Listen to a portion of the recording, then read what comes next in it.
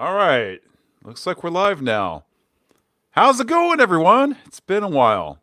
Actually, it's been since last Thursday. But for you and I, Spike, it's been a while. How have you been, man? Yeah, it's been a while, and I'm pretty glad I'm back at your channel, especially because I've seen all the changes. Like it wasn't anything like this when we were hanging out. Like what is it, a year ago? Yeah, You've thereabouts. you've made the face reveal. You have like thousands of subscribers now. Yeah, it's kind of crazy. Yeah, Gary from Nerd Rock was the one that convinced me to do it. I was actually, I bought the camera back in December, and it's like I've been contemplating it, and it was just like, should I do it? I don't know. Anyway, so I did. Well, I think it's great, man. I think I don't know if you feel like relieved or something. Yeah, I mean a little bit. I mean it's I find it actually a lot easier to edit now because beforehand I was recording, and I was dragging all the avatars on, and it was a lot of fucking work, dude. And like this, I just record as long as I can get like a decent take.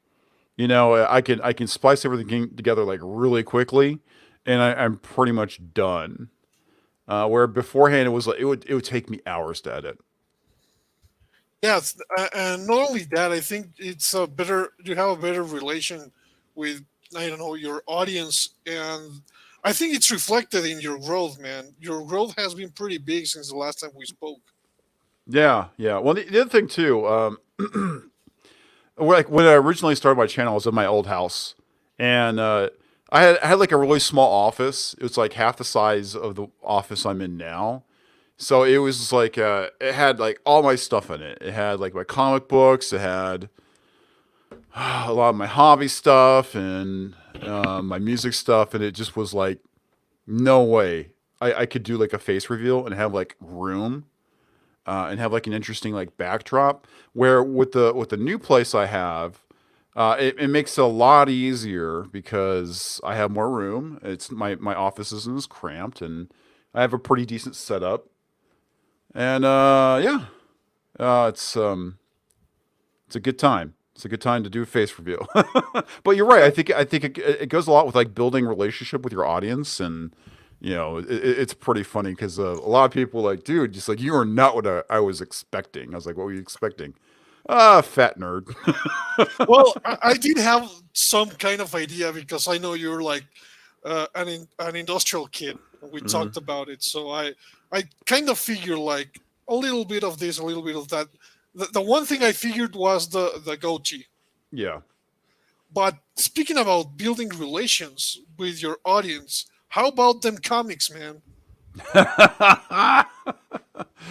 Oh, how about them comic books? How about those funny books? How are they doing these days? Not so good, I say. Well, depends who you ask because for some people things haven't changed.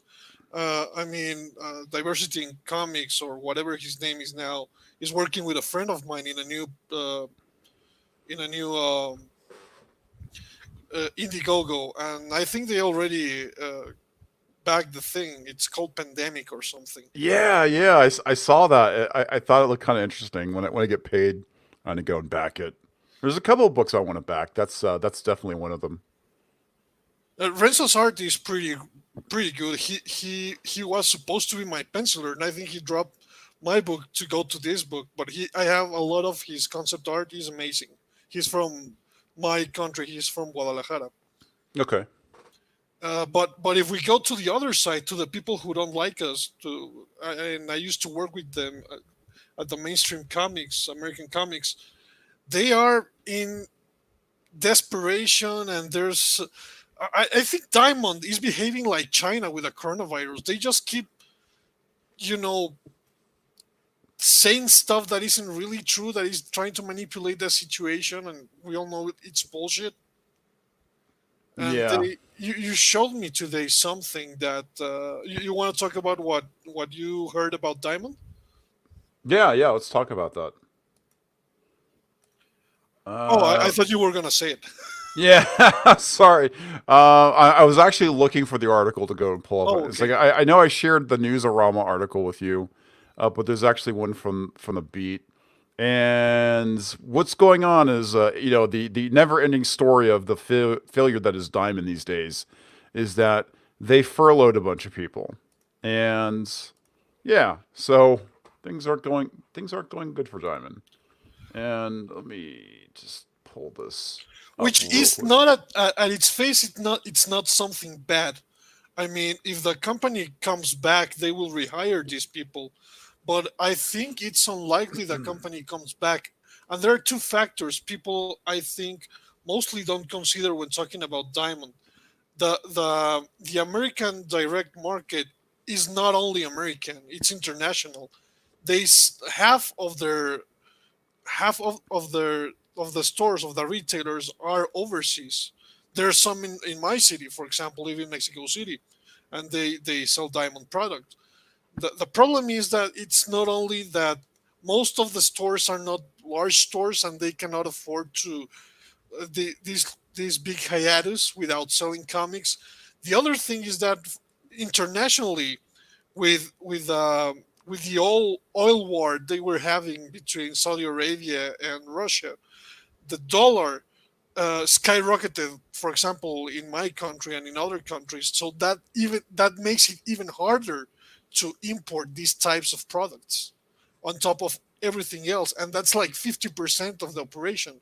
So I think it's unreal. Let's say nothing happens in the U.S. and not a single comic book store closes, and they concentrate in the U.S. market exclusively. I don't see how a company can operate with just half their entire operation.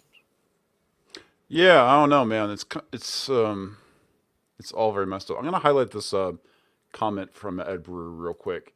He says, "Hey, comics and Spike, we know it's dying. How can we save it?"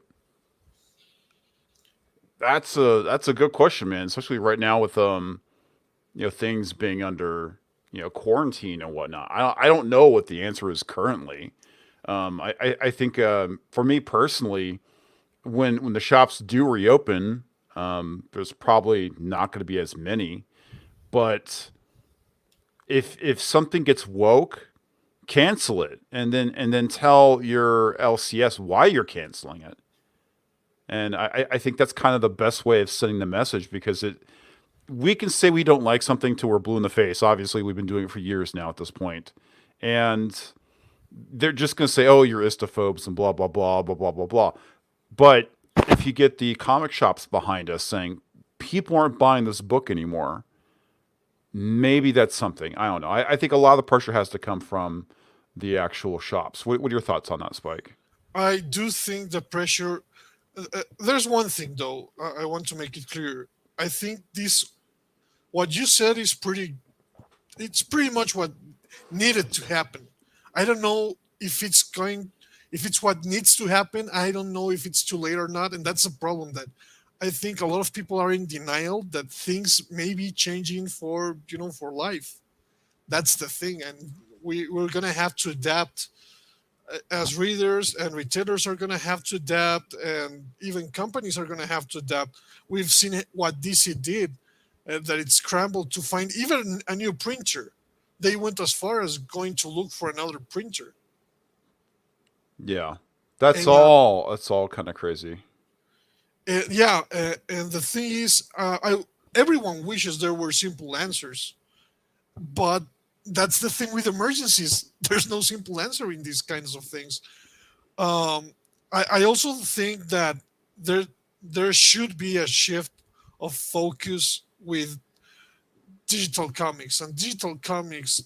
I mean, I'm not talking about replacing paper, but the Wednesday comic wasn't a very good model as a business, and the problem with that is that AT&T and Disney are looking for profit, and right now that, for example, I think just today Disney made their debt bigger by uh, by putting an order of debt for $5 billion on top of the order of debt they have a month ago. It's like 15 billion dollar debt. I think they're gonna want their departments to generate revenue. And the only good way to generate revenue right now is digital.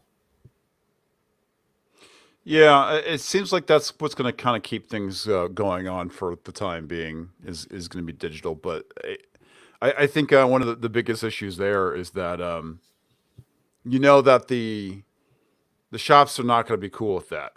That's like the one thing that they're not definitely going to be cool with is the whole digital, because the odds are right now when if we go buy digital stuff, we're probably not going to go and rebuy that stuff.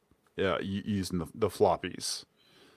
Yeah, I agree at some point, some extent, but there's counter arguments. For example, I was talking the other day with Comic Boom, and he was saying that all these speculators are gonna be jumping. They are counting the minutes to jump into the stores and just buy every single cover available. But my counter argument would be that this kind of concern, where was it when they were pushing crap books that didn't sell, that stayed in the in the racks? Like, whose responsibility is it? Because I barely saw some comic shop owners speak about it recently. But let's for the sake of argument call it, when Comicsgate started, we're left alone. Hmm. And we were saying that we're gonna run into these problems, and every single thing that we talked about basically happened already. Yeah, that's true. The whole thing with the virus just kind of sped things up Yeah, quite a bit. yeah. Yeah, So that's the thing with emergencies. How do you adapt with unforeseen scenarios? yeah. And this is something that RDV is bringing up. He's like, I buy trades of pirated books I read. I just like digital format. And I agree, dude. I actually like digital as well. Sometimes, I mean, because I typically when I read my books, I read them before I go to bed. It helps me turn my mind off from the day and whatnot. So I do kind of prefer, to a degree, reading it on like my iPad. There's definitely times where I just want to read the floppy too. So it's I like having both. And there's stuff that I will actually go and buy digitally. If it's not something I'm interested in collecting, but I just want to read it, I'll do it that way. And the other thing too that's kind of nice about it is that it doesn't take up any space. Not only that, coloring, for example, it's is at its best in a screen. It was colored in a screen probably nowadays, and the best way to reproduce the color is on a screen. And there's also something when you make comics, you get a surprise every third page, because that's the only time a comic book writer and a comic book artist can surprise you when you turn the page. That is also very true. And you can do that every single page in digital if you know how to do it properly. And I mean, I'm not saying replace physical comics, like you say. Like, I only read casually on my iPad, and I go and buy, and I even like I collect a lot of Street Fighter stuff. I mean, the comics from Udon. For some reason, the fifth paperback is rare. Like 100, that thing costed me $100, and I bought it. Yeah, and that's And it's a trade paperback, yeah. and Oh it's not even the damn, first one. that's crazy. I mean, that's one thing I did recently. Somebody was talking about Batman Cult, and I didn't realize it was drawn by Bernie Wrightson. I'm a big fan of Bernie Wrightson, and yeah, I got all four books on off of eBay for like shit, $10. It was really freaking cheap. And the thing that sucks about it is like, I wish my local shops had eBay stores that way I could buy stuff from them, but they don't, so I can't. And I think that's on them, because and it's not even saying that, oh, you should have an eBay store now that you have a crisis. You should be selling your comics everywhere you can if you take your business serious. And I think this kind of scolding is necessary, because a lot of the issues the industry has had is because of the passivity of the comic book store this famous Ron Mars line that my clients are the retailers, and Right. they didn't do anything about the crap that was being sold to them. Yeah. Well, I think Ron Mars says like his client is the publisher, which technically is accurate. But here's my issue with that statement. It's like, yeah, I get it. You're a freelancer. You work for Marvel or DC or whoever's paying you to write this book. But by you going and flapping your gums like that is going to be a huge turnoff to the people who buy the books, and therefore they're not going to go and buy it because you're being a jackass on Twitter. And that still affects the bottom line. That also affects him getting a job down the line with that publisher. That's something he doesn't understand. Yeah, I mean, it's an ecosystem. Everyone with an ounce of knowledge about marketing and enterprises and stuff knows that every single part counts. You can not just have like, oh, we have those gears which don't work, but don't worry about it. The thing works. The entire system works. Just forget about the gears that don't work. It's like when you Right. when you buy something from IKEA and you find that you have spare parts. Yeah. But anyway, Diamond is clearly not in good shape. There's been a litany of stuff that's been going on. Diamond. First the announcement was we're not shipping weekly product anymore. Then, they shut down, their shipping facilities. There was an announcement that there was a pay cut, and by their top execs, and now we have them furloughing people. So I You know don't know what? about you, man, but this seems like the death throes of Diamond Comics.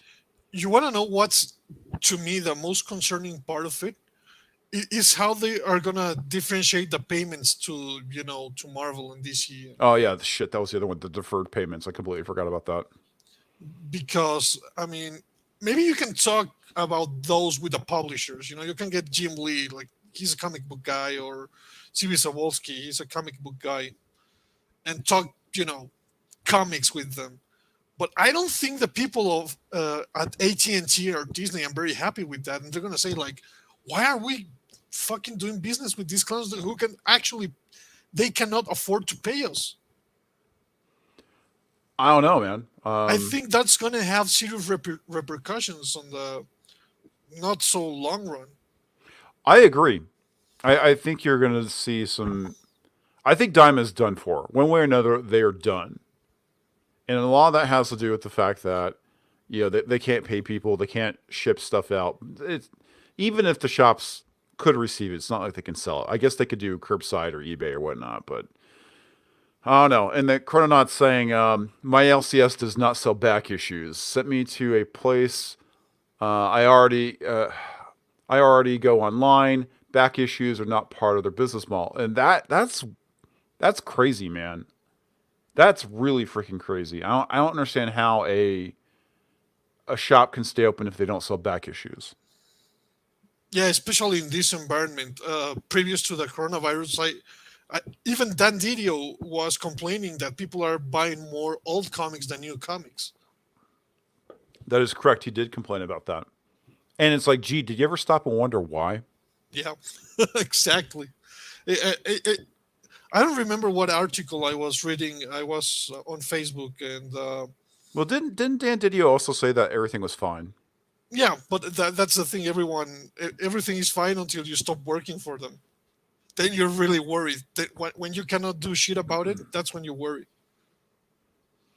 I don't remember what article was put out by Newsarama saying something like, "Oh, everything's dandy. Comics are doing okay." Oh, dude, everybody's been doing that. Okay, so the other thing too, real quick, RDV, Diamond didn't create a monopoly. They are an accidental monopoly. Nobody wants to enter the space. And I know that distribution was like completely different back in the 90s.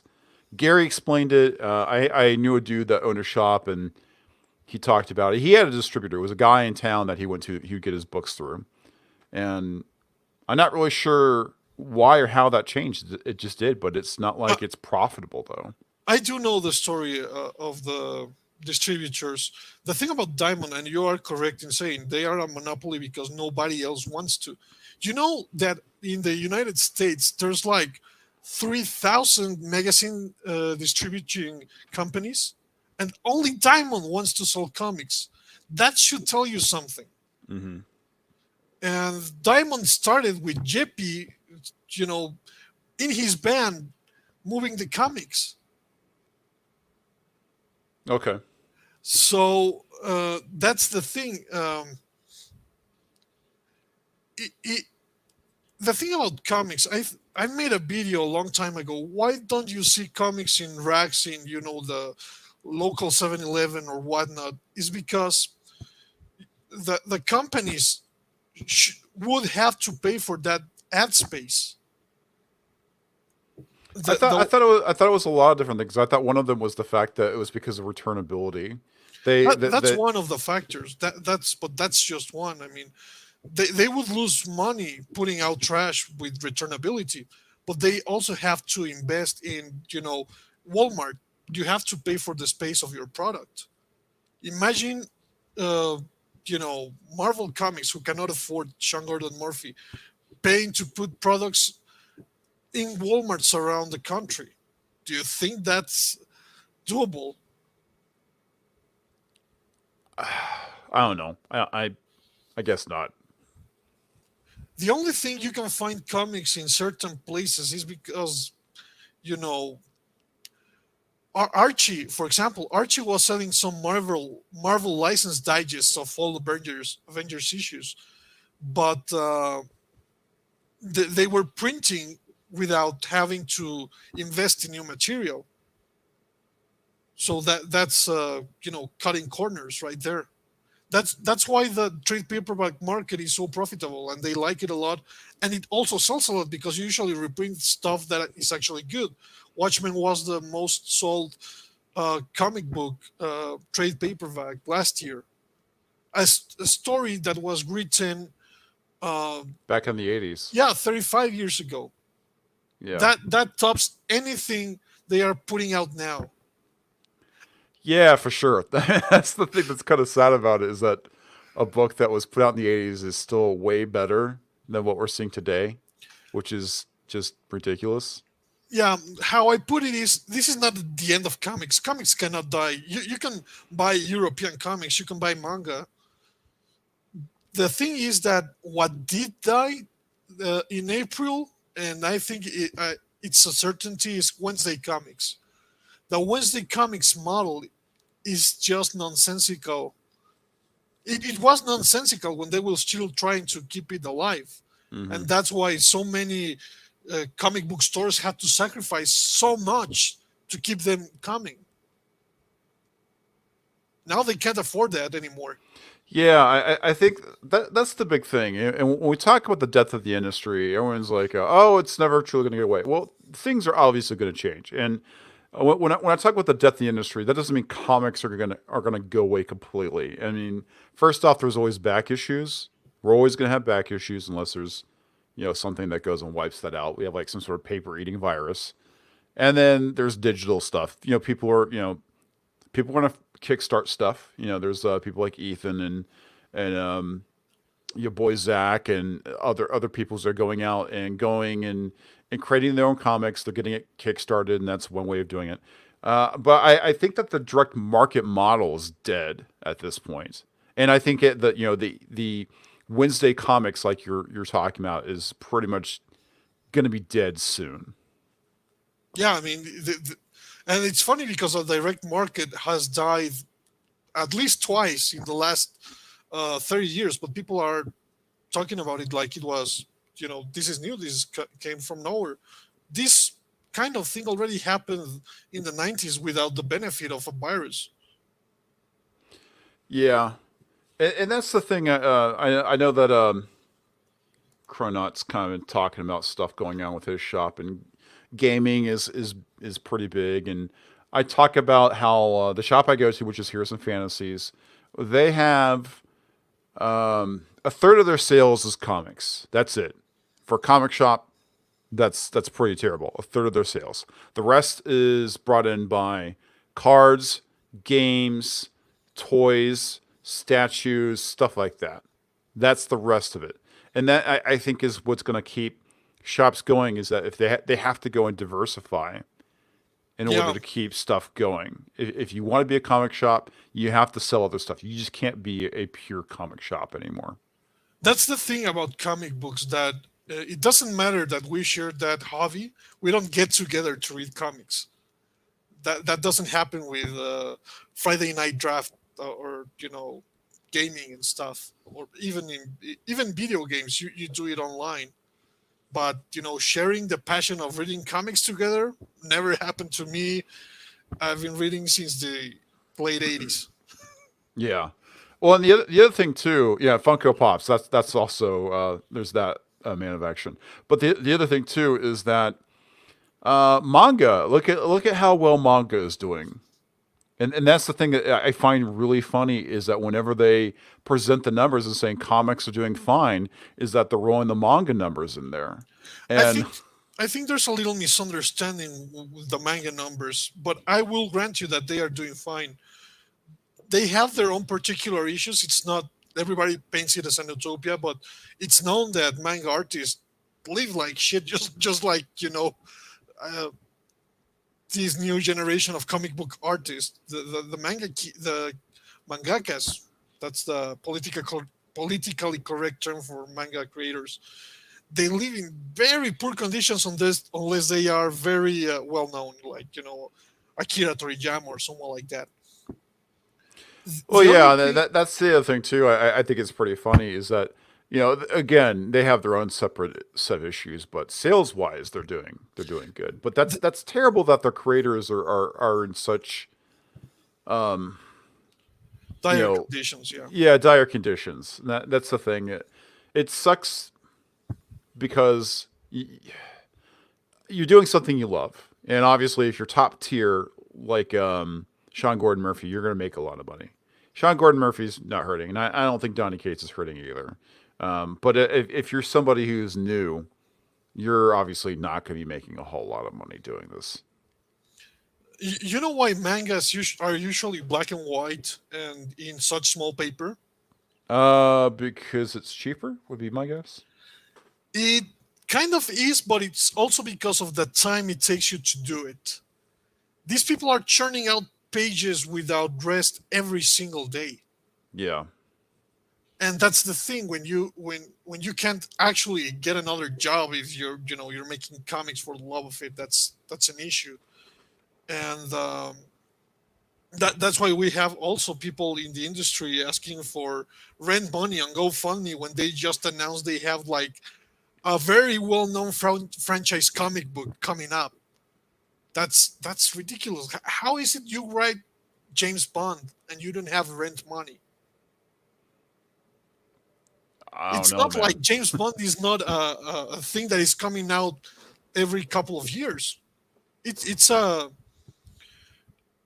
it's an ongoing franchise, and the thing is with this is an argument for digital that needs to be said as well, and this is on behalf of the franchises.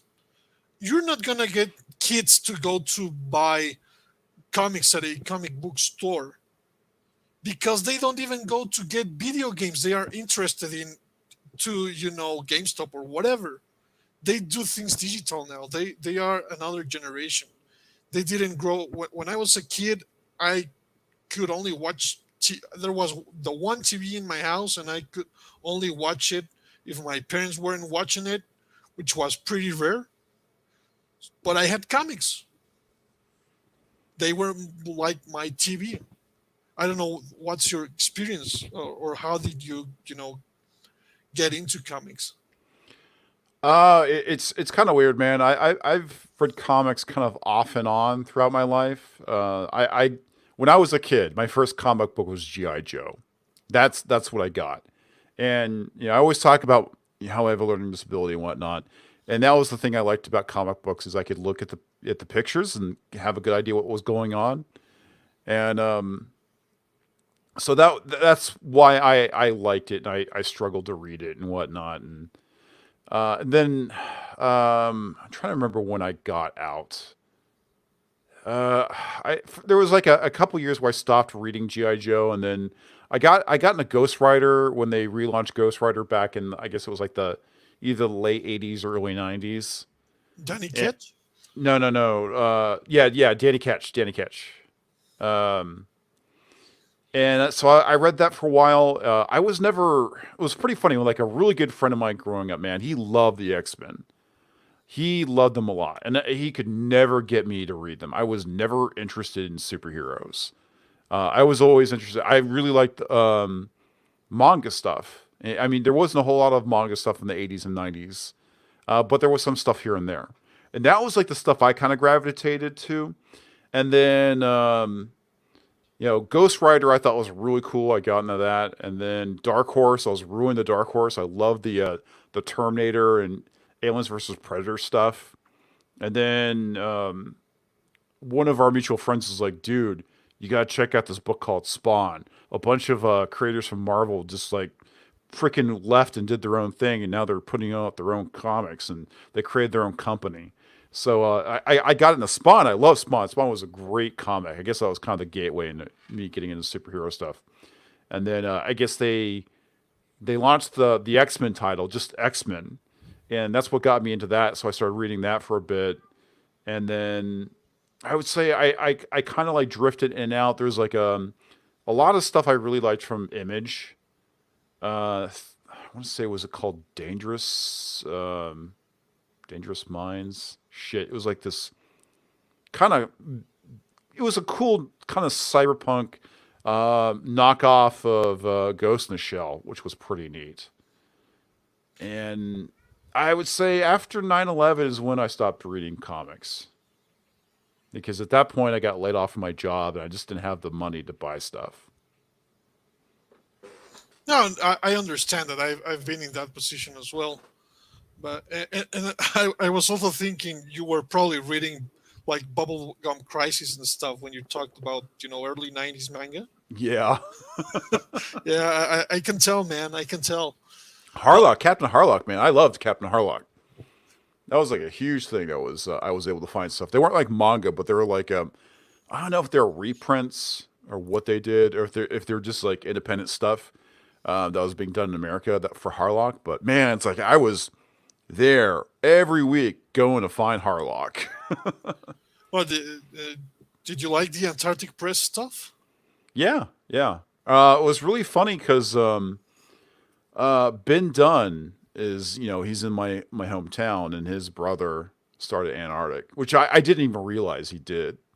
Oh, really? But yeah, Ben Dunn is the reason why I got into anime, and so he did this thing on public access like every shit. I want to say it was either like Friday or Saturday night, where he would air anime that he brought over from Japan, like Lodos Wars, Fist of the North Star. I'm trying to remember what else he aired, but that was like my gateway into anime. Besides like the early '70s It Gatchaman stuff known as Battle of the Planets. Yeah, it's funny you mention it because he's gonna broadcast another thing now. Did you know his Warrior Arela is coming to Netflix in like a little less than a month? No. It's actually a live action adaptation of Warrior Nun Arela. Hmm. Yeah, I don't know. I had never met the guy, but we follow each other on Facebook. Oh, that's interesting. But yeah, it's interesting what little niches can do, and I think that's what's gonna happen because this is gonna be a collector's game when talking about comics, especially the print comic. It's like the nowadays with all the vinyl collectors. Most people just download shit from Amazon, but Yeah. you have the niche, the collectors, and that's what's gonna happen, and that's already been happening for a while with the Kickstarters and the Indiegogos and that kind of model. And it's gonna be a little like that, and it's gonna be a little like I think mostly independent publishers. Marvel and DC are gonna license their stuff out to them, I'm sure, because without a direct market, I don't think it makes a lot of sense to keep the comic book division. Right. That would be my perspective on that specific thing. I mean, I have to put on my you know uh, business tycoon CEO cap and think like I don't know, whoever is running Disney right now. I own the characters already, so I can make every fucking movie I want. That's pretty cool. And So the what? other, go ahead, go ahead. No, no. I was gonna say. So what's going on with your comic book that you're working on? Oh, I'm having. I've had some fucking issues all this time, man. I've been dealing with health issues and stuff, but also finding people that I, I I'm not gonna lie to you, man. I've wasted, not wasted. I invested already like a couple grand in this, and it's not even half done. Dude, that's rough. Yeah, but that's the thing. I actually wrote an article for Bleeding Full, explaining my model and what I want to do, and my model is actually based a lot of in digital, and this is the only thing I think people can do to save, the print comics, and this is something I wanted people doing Indiegogos to consider. I wanted to release my number zero for free, digitally. Everyone can read it. They can decide if they want to back it or not. When we make the thing, we're gonna put it at a very reasonable price on Kickstarter, on Indiegogo, and there's not gonna be excuses for, stuff is ruined in the mail or whatnot, and it costs cheap. If you Hmm. want to grab a physical, I was thinking about going to Alterna Comics Yeah, Alterna and, sounds pretty good. signing. You can print this and you can sell it. They were doing like $1.50 on newspaper paper. Yeah, yeah. And if you take everything into consideration, if you buy my $6 60-page comic book, and then you buy the 3 issues from Alterna, it's gonna cost you way less than the $50 minimum, including shipping, that you have to pay if you are sending out these books by mail. I think that the thing about all these Indiegogos, the thing that was lacking in most of them was a distribution model that also benefited the readers, because Okay. paying $50 for something you've never read before, like, this is not throwing shade, but like Cyberfrog, that's a lot of money Okay. to try it out. H- Hang on. Apparently, I'm having I don't know some sort of audio issue or something because everyone's saying I sound. I know. RDV mentioned it earlier. I have no idea. I thought he was just fucking around, but apparently, I sound like Darth Vader or something. You have a little bit of reverb or echo going on. Oh, what the fuck? Okay, hang on. Let me drop out and see if that'll fix it. Yeah, All right. I Sit I, tight, everyone. I'll be back. I can read the comments. Okay, go for it. So the Primark Sanguinius says the mainstream comic book industry is going the way of Blockbuster, and it has no one but itself to blame for it. Yeah, I do agree. Uh, but it's funny enough because Blockbuster had the chance to buy Netflix on the cheap in the beginning, and they didn't have the foresight. That's the thing when you're an investor. People think that investors are just people throwing around money, but studying marketing and coming up with viable scenarios to invest is actually a lot of hard work. Okay, do I still sound like Buffalo Bill? A little bit, yeah. You still God have that damn it. echo What the going hell? on. That is really weird. Okay. Let me motherfucker. Buffalo Bill.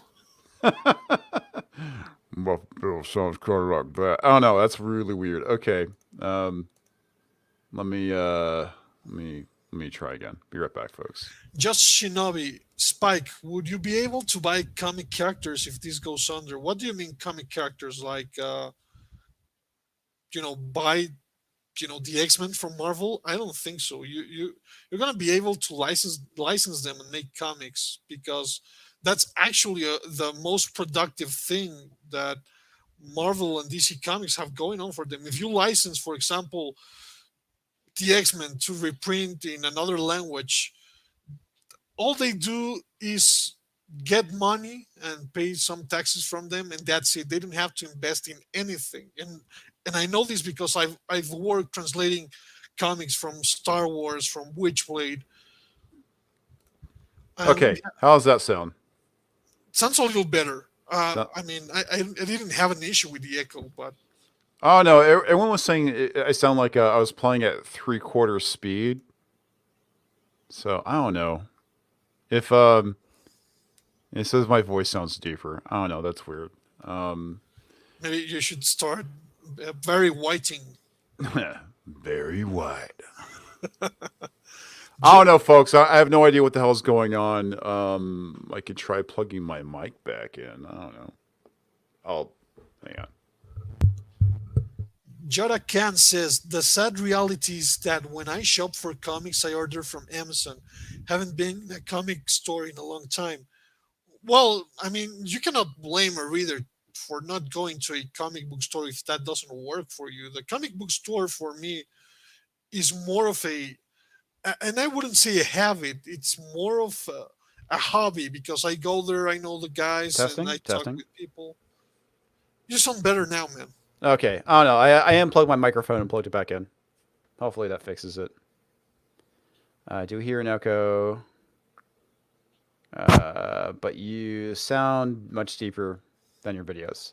Well, I use a different microphone when I do that. But I mean, Maranya, you've seen the you watched my live streams like from last week. It should sound relatively the same. There we go. Okay. So apparently, sounds good. Okay, so everything's fixed now. Problem solved. This is something I want to ask you, comics division. This is something Jurakan was saying. I'm going to read you the comment.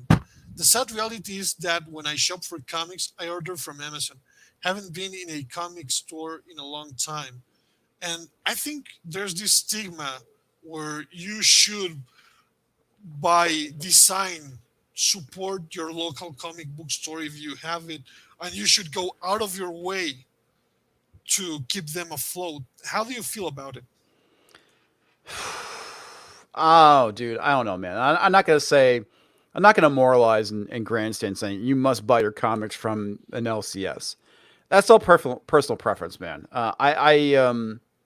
There's stuff I buy off of Amazon. There's stuff I buy off of, I go to my LCS for. There's stuff I buy from eBay, and I think a lot of it is price point, right?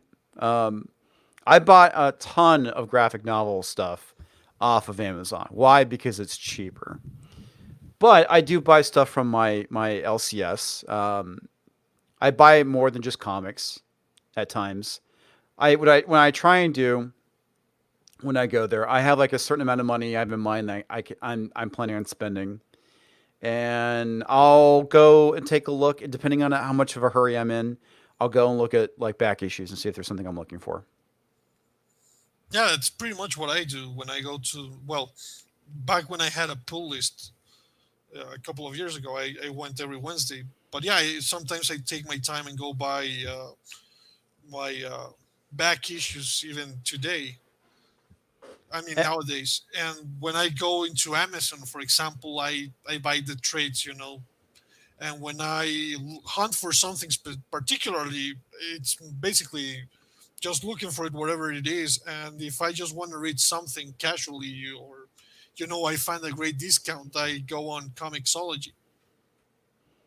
Yeah, yeah, exactly. I think it's for me it's all about personal preference. I'm not gonna chastise somebody if they don't buy their comics from a comic shop. It's your dollar, man. You spend it where you want to spend it. That's kind of how it breaks down for me. So anyway, I gotta say really quick is RDV, you're one to talk, buddy. You know, your voice is a little higher than mine. Love you, dude. Um, but overall, yeah, it's do what makes sense for you. That's kind of how I feel about it. Oh, you put the comment dog in. Yeah, I did. I put it back there again. No, Um, it's what it is, and if it's not our, at the end of the day, this is the thing. It's not my or your responsibility as a reader to be like a drone for a certain type of market situation. Precisely why we started in Comicsgate, or at least I did. It was because it that was the mentality that you owe these people money, and it's not true. And yeah, I mean, saying this, I was working at Marvel at the time. I was also in Comicsgate. I got blacklisted for it.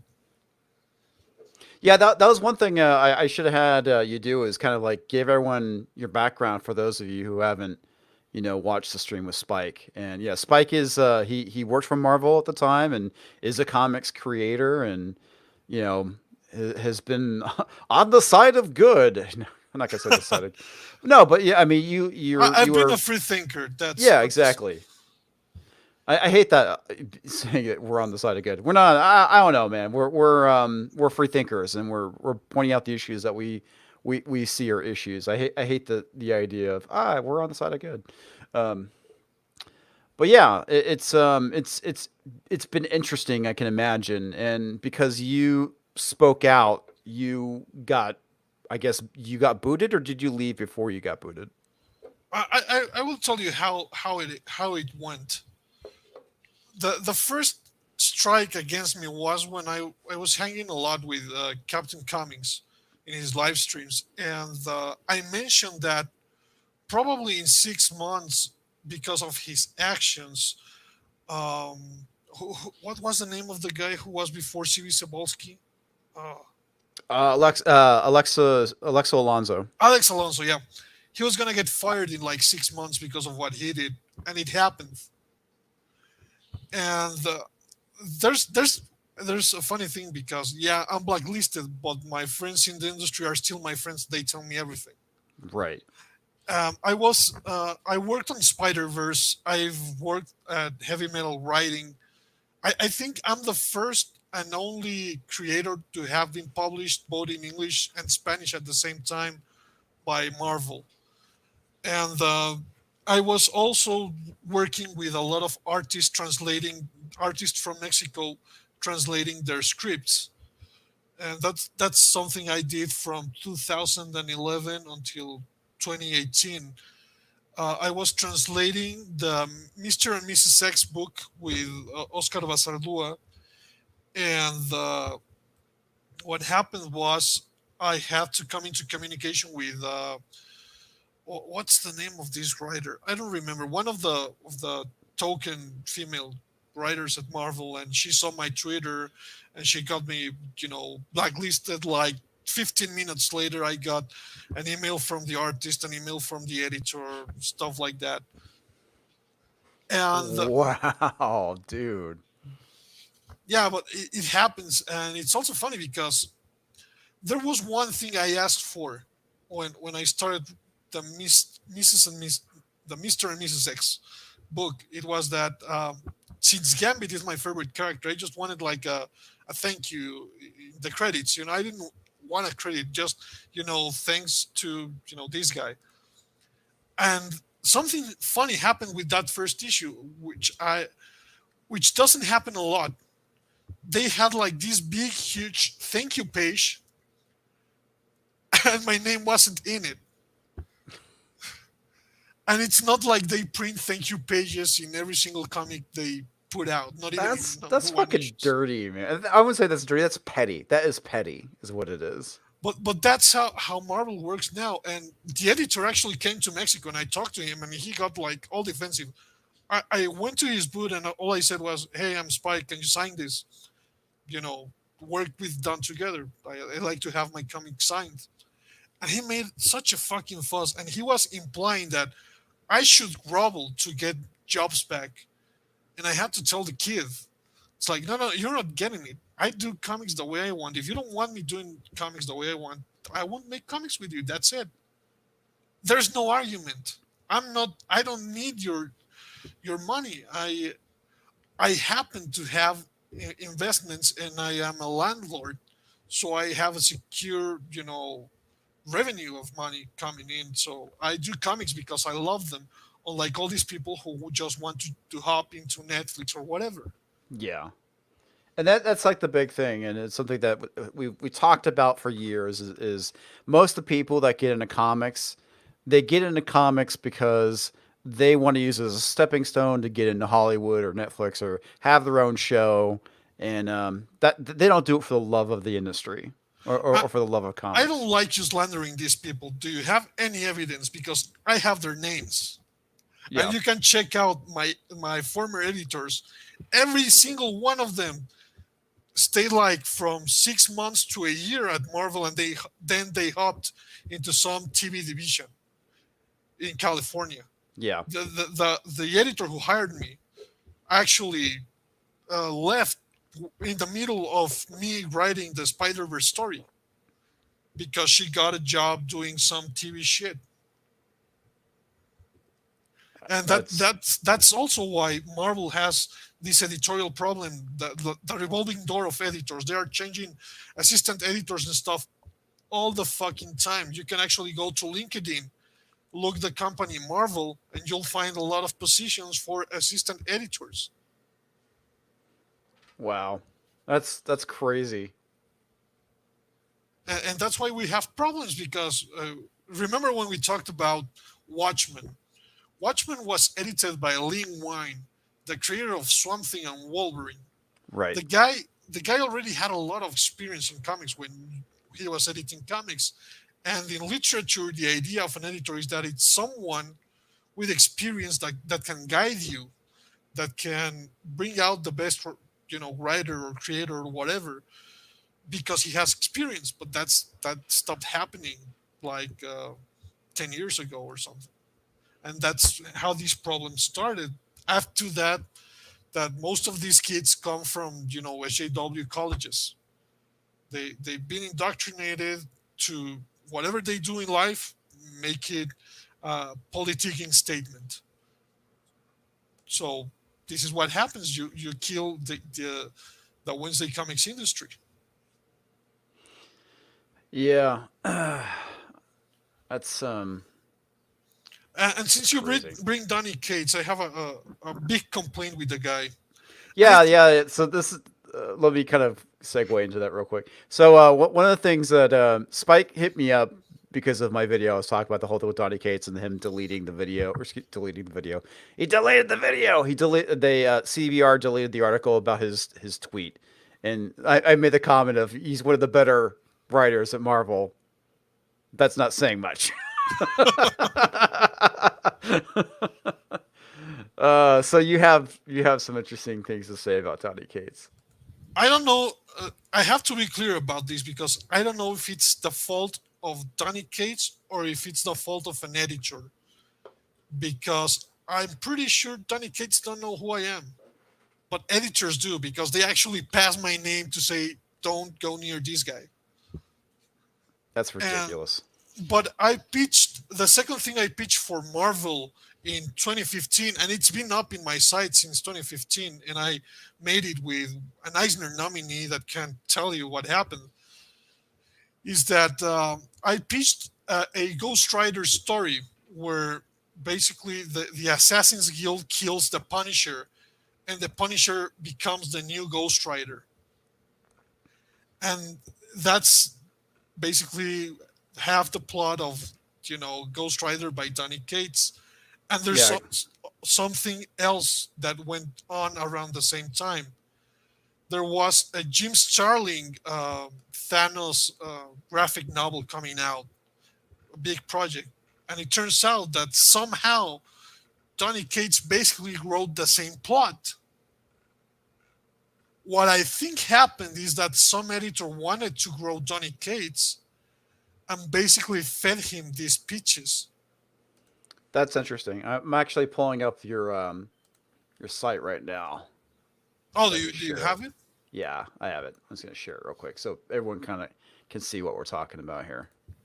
Yeah, it was drawn by Mauricio Caballero, is an independent comic book guy who got nominated a couple years ago for his uh, independent digital comic book helm. Yeah, and if you take a look, you can see here it was posted on June 16th of 2015, and these are the panels that you were talking about. And here's the whole thing with there's the Punisher. They douse him in gasoline, light him on fire, and then he becomes Ghost Rider. And there we go. That's crazy. Oh, you invented Cosmic Ghost Rider, but and didn't get the credit. So that's nothing new. That Marvel does this shit.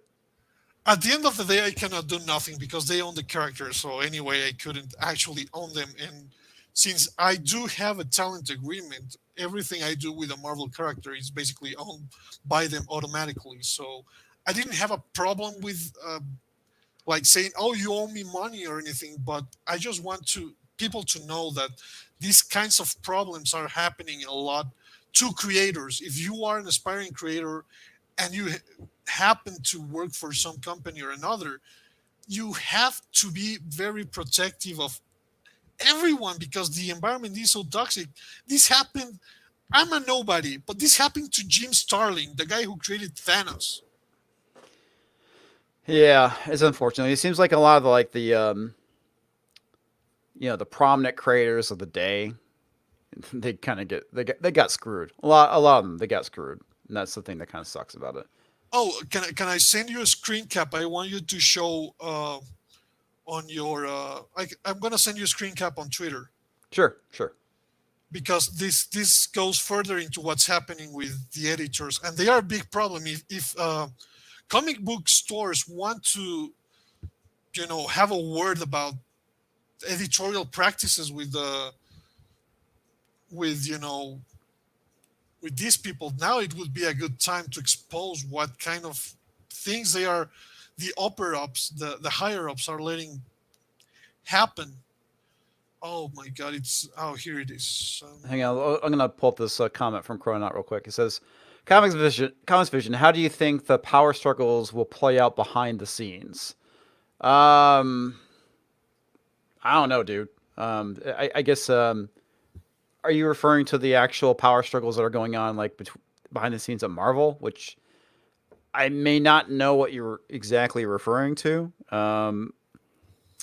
But to me, it seems like Sama Amanon is the one who's kind of running the show these days. Okay, so I got your tweet. Let me go um, and pull it up. I don't know if I've showed you before, but I don't know why people hadn't commented on it, especially with the war campaign crowd being so, you know, active.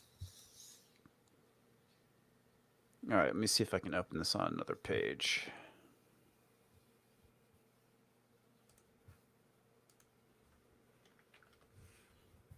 Ah, crap. Now I'm going to have to share it. All right, let me copy image address. Will that actually work? Nope. Damn you, Twitter. All right. Oh, All right. because you don't want to show your Twitter. Yeah, I can save the image locally and just open it up. I'll just do that. Um, Manufacturing says they hired their friends of editors. That was another of those Santos bullshit issues. Yeah, basically. Um, and yeah, I want to be perfectly clear. I don't think Donny Cates, went to my site and stole it. I think these situations I know of happened because of an editor that wanted to prop up Donny Cates. That's my take on it. Yeah, it's It's a very good possibility. That's probably how things went down. Because I remember you had the whole thing with that Thanos book that was written by somebody else that I think Starlin wanted to write. No, Starling was actually working in the project, and uh, there was another Donny Cates project coming out at the same time with the same premise. Oh, wow. I didn't But realize Case was the one who wrote that though. yeah, yeah, that's the thing, that Cates just happened to fall into plots that resemble a lot what somebody else did. Yeah, that's interesting. Okay, I managed to finagle it. Let me open it up locally here. Yeah, I actually had to copy it because it wouldn't let me save it. that's weird. Yeah, it is, but it is what it is. Here we go. No, I don't want to do that. One second.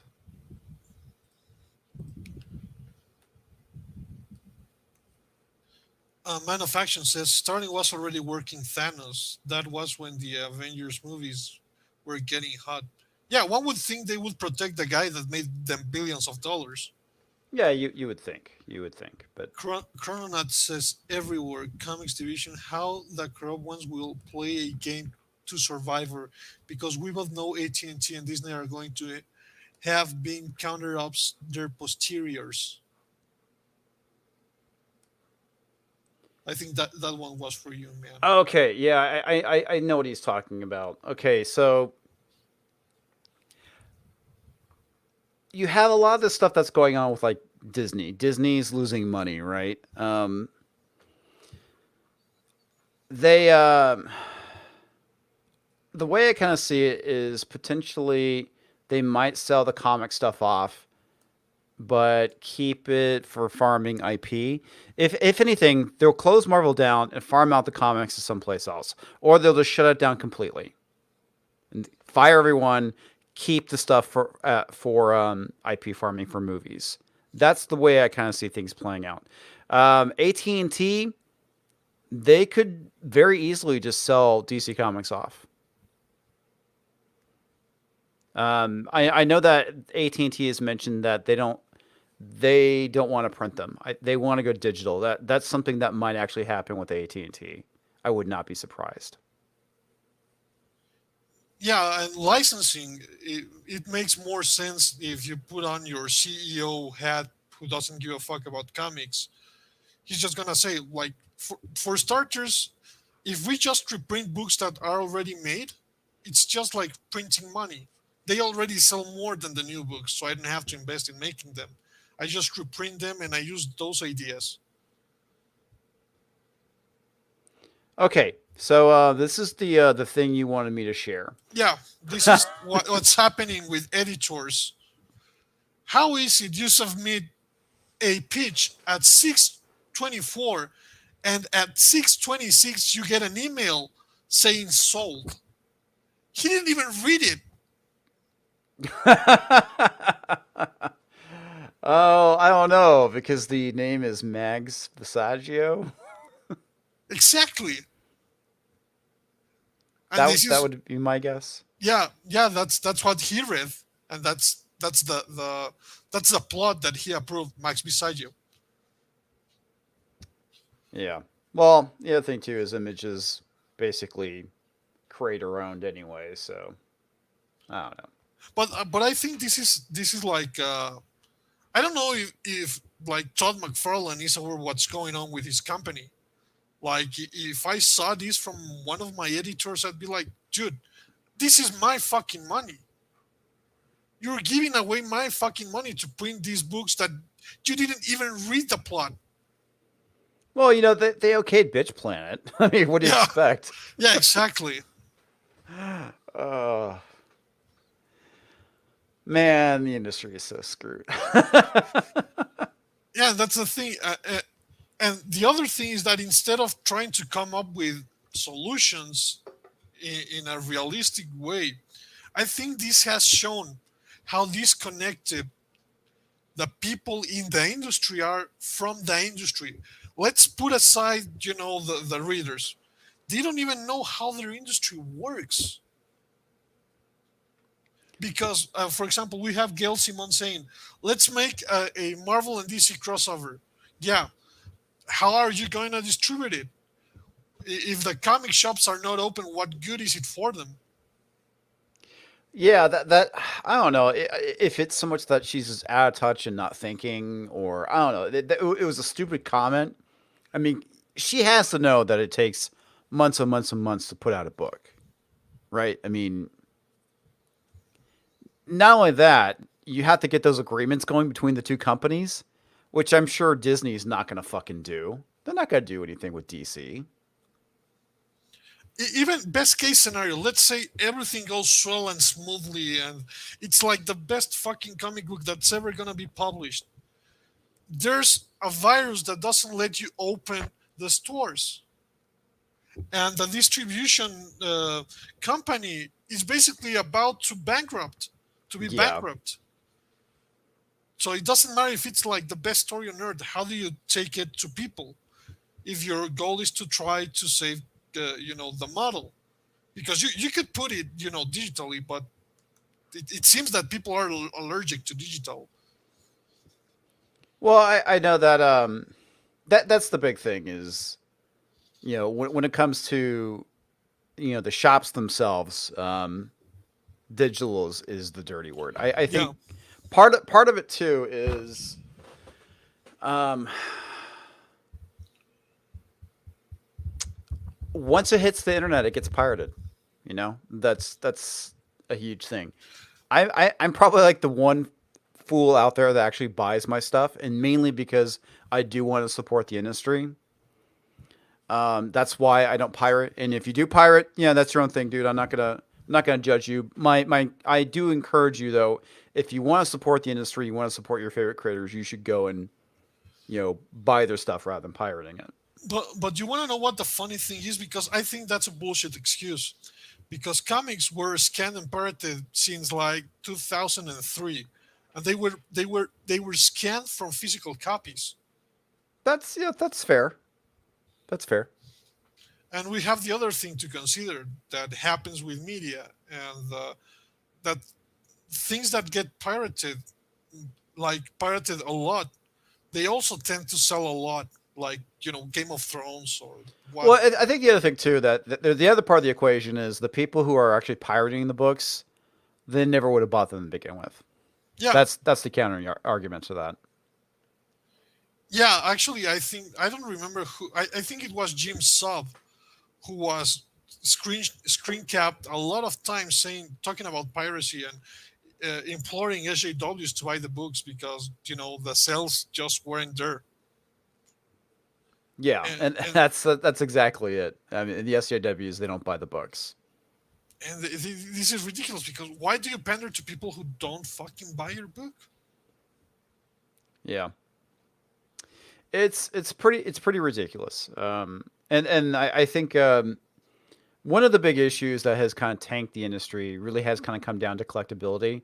And I used to disagree a lot with Gary about the whole thing with the paper and not using newsprint.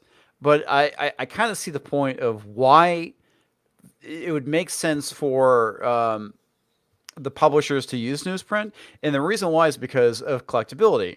Those things, if it's on newsprint, it's going to fall apart, right? And you're going to have fewer, and therefore it's going to go up in value. And that's kind of the big issue right now with comic books, is that as soon as you buy that comic from the comic shop, it loses value.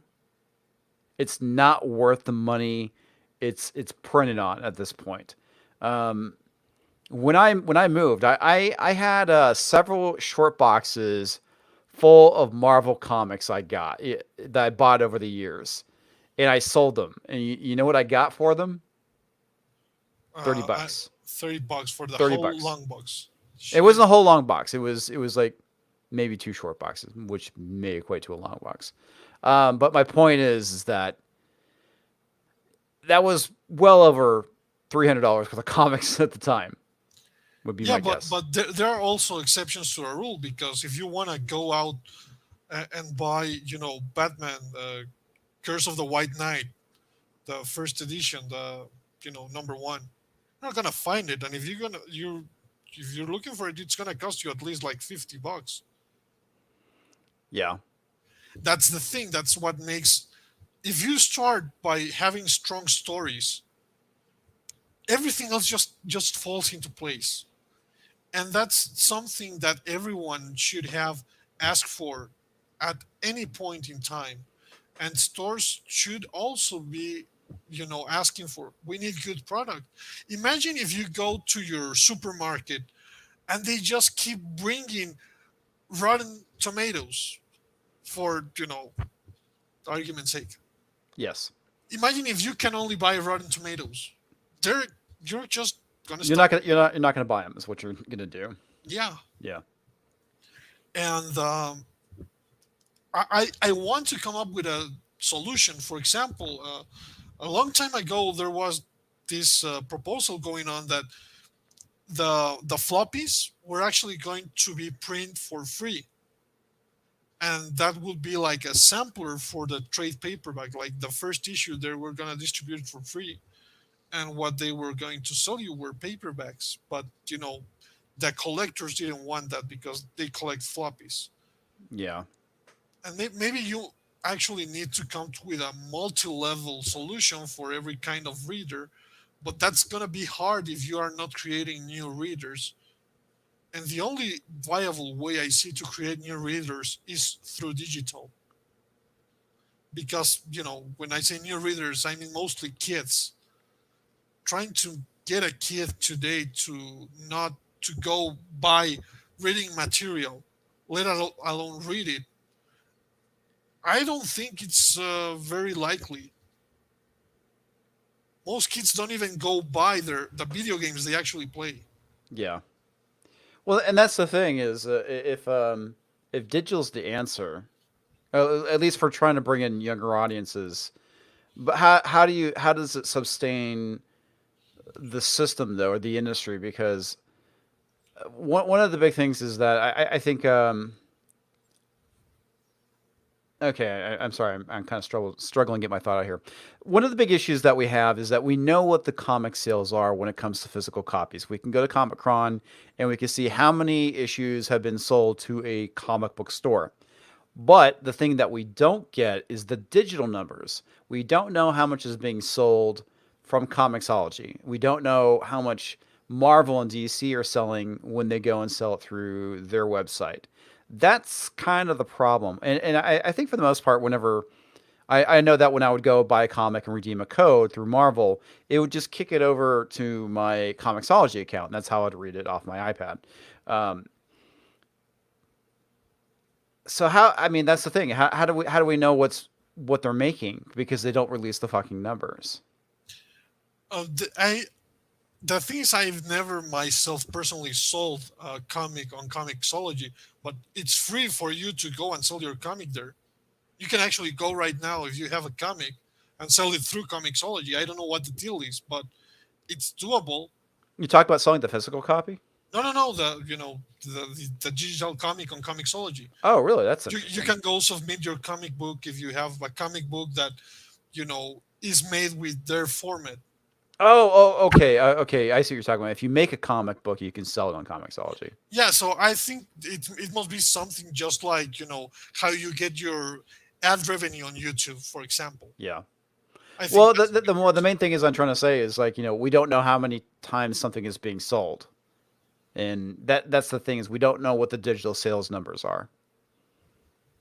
I think there's a number. I don't know if it's real, but ICV2 and Comicron did put out annual charts of the industry, and they have like a little statistic about digital. I don't know how accurate it is, but it's out there. And well, they also use it to inflate that number, because they like to say like, oh, it's this industry makes over $1 billion. But if you take away the paperbacks sold on Amazon and digital and whatnot, you'll see that problem is that it's not a real industry. Hmm. I mean, if you strip away the actual number, it's not as. Last time, they actually put in the crowdfunders. That actually they actually included, your Ethan Van Skivers, and Yeah, I remember that was funny. that's how desperate they are to cook the numbers. Well, and you also had a very interesting conversation from the guy who runs Comicron too. I don't know if you want to talk about that or not. Yeah, sure. I mean, John Jack, and he's a good guy in all, and I'm very thankful for the work he does putting out, Comicron, because he doesn't actually have to. He does it because he genuinely loves comics, but I think his love for comics has put him in denial about the issues of the industry through the years.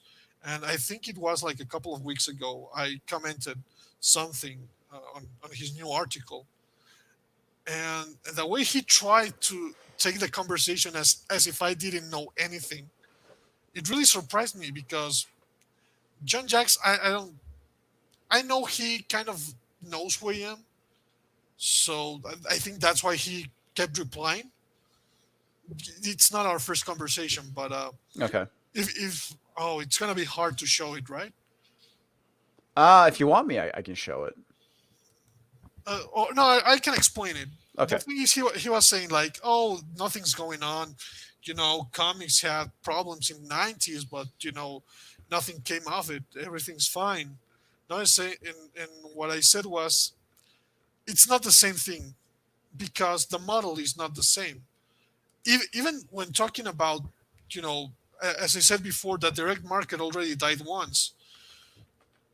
It's true because the diamond market started really in this 21st century. It's actually that new, and they didn't have that. They didn't have the internet in the '90s. They weren't competing with a lot of other stuff that today, Netflix didn't fucking exist. So people have in general lost interest in comics. The superheroes may be the most influential they have ever been, but you know the the Infinity War and Endgame films didn't sell a lot of Avengers comic books. Maybe the Thanos trade paperback, but that's it. It didn't do nothing for the Wednesday comics. And this is my point that I was trying to make to this guy who was always saying like, no, but things are good, and we've been through hell and back and stuff like that. No, this is different. And the problem is that the core of this are the comic book stores, the Wednesday comics. Okay, if let's say just the the most optimistic number I can give is around 25% of comic book stores probably not making it. Imagine how much it is to lose 25% of your business. Yeah, that's pretty crazy. That's a huge shrink, by the way. 25% of your industry disappearing overnight is that's an apocalypse. Yeah, and I think these people don't. People think that there's just a couple of comic book stores that closed, in Little Rock, Arkansas. But the problem is that there's people in Amsterdam that is gonna close the fucking stores. There's people in Little Rock, Arkansas that who are gonna close the stores, and most of the stores are little stores. Most of the stores are not Midtown. Midtown has a guy who who brokes deals with comics for millions of dollars. Have you ever seen that in a local comic book store? I've never seen it in any comic book Probably store. not. Yeah. So your Midtowns, and that's not the issue. The issue is, as always, the little guy, and that's what they are not. That's why it's not getting through to them, I think. And Jeppy, this guy is also like, I'd actually be more concerned of trying to keep the stores going on. I know it's hard in his situation. I know this is not out of malice, but I think he's more concerned about keeping the Marvel and DC contracts than anything else. Hmm. and that's not helping either his employees or the comic book stores. Yeah. Yeah. That's crazy, man. Especially when we're seeing so far, as of the beginning of the beer bug, we've seen 4 comic shops close down. One of them being Lee's Comics, and there's more to come. So I don't know. I keep hearing that the number. I don't know where the hell I'm getting this number from, but I want to say there's like 1,700 comic shops left, or is it supposed to be actually around 2,000? Because I swear I heard somewhere it was 1,700 that were left. Yeah, you can actually check. I mean, those are not all comic book stores. We're talking about the direct market stores because there might be some obscure specialty store that only sells comics from the golden age, but that doesn't count in this model. When we're talking about and you can Diamond probably has a number if you go to their site, but the thing is, they are not that many comic book stores. I mean, as a matter of fact, Mexico City has just as many comic book stores with a direct market as New York, and they are like 10. And this is a city with 21 million people, Yeah. and New York City has like 10 million people in a very small space. But it's rare to find, per state more than 10 comic book stores. Yeah, I want to say,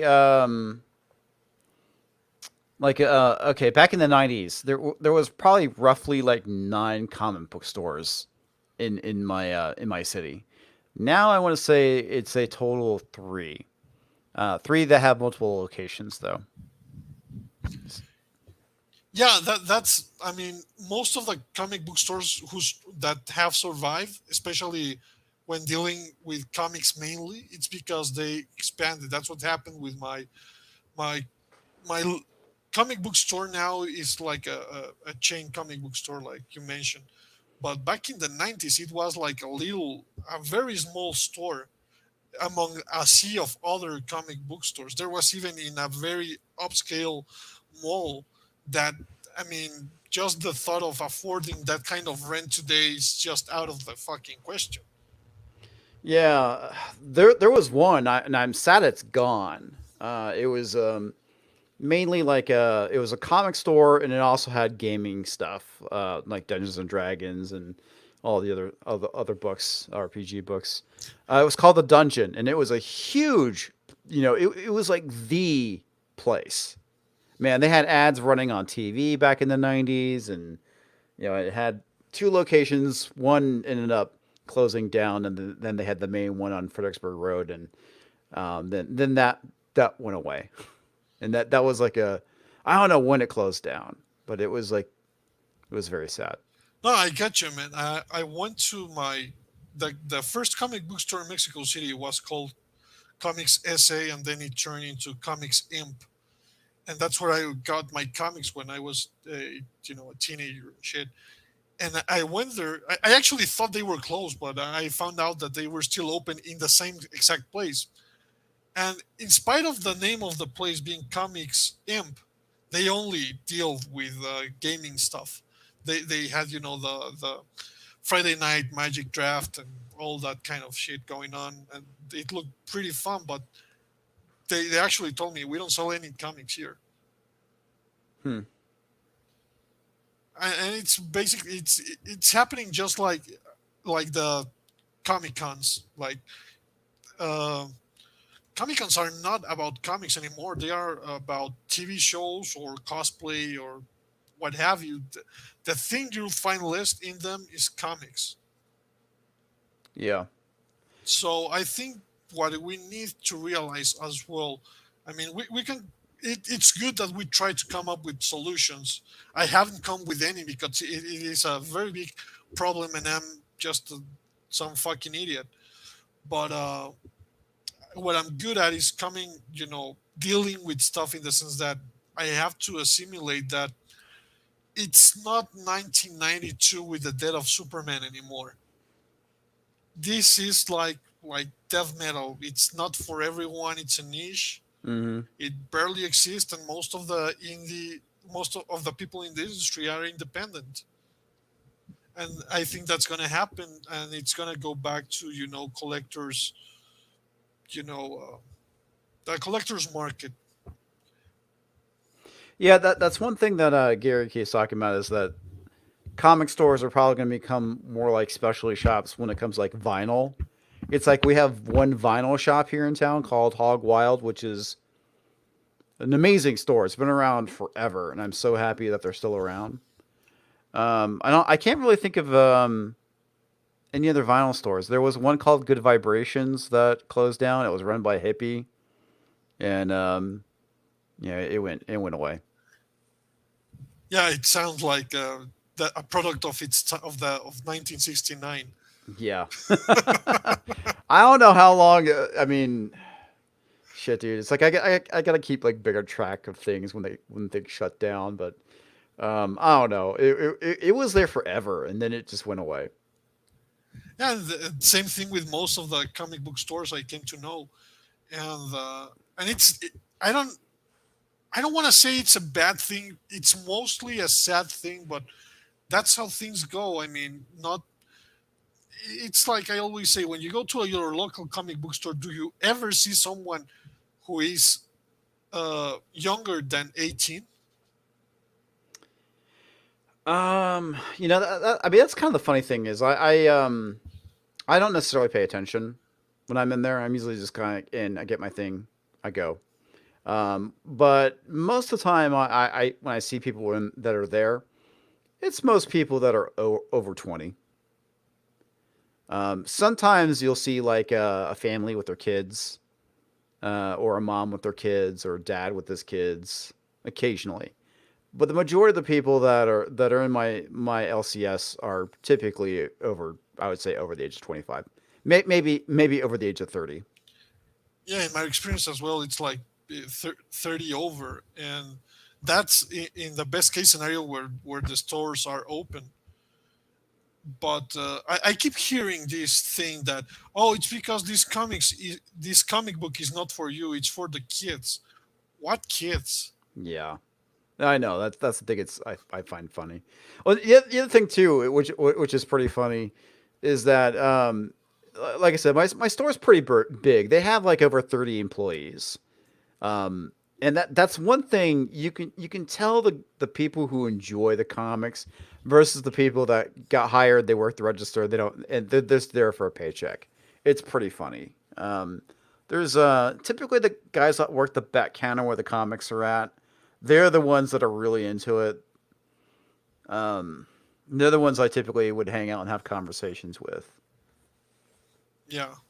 No, what my store does is that they hire girls, so nerds go and look at them. It's Mexico, okay? Yeah. So yeah, there's I'm friends with one of them. She's new to comics. She is trying to get into comics. Good kid. Um, but yeah, most of the comic book nerds that work there, they work like the storage facility and stuff, because the store looks small, because most of the store is actually a storage room when they have like back issues, you know, bonanza over there. It's kind of like it's not as big as Mile High Comics, but it's kind of the same system, that most of the facility is, you know, they have to keep most of the comics out of sight, because it would be a nightmare to deal with all of those comic books. Yeah. And I want to say even Mile High Comics was struggling.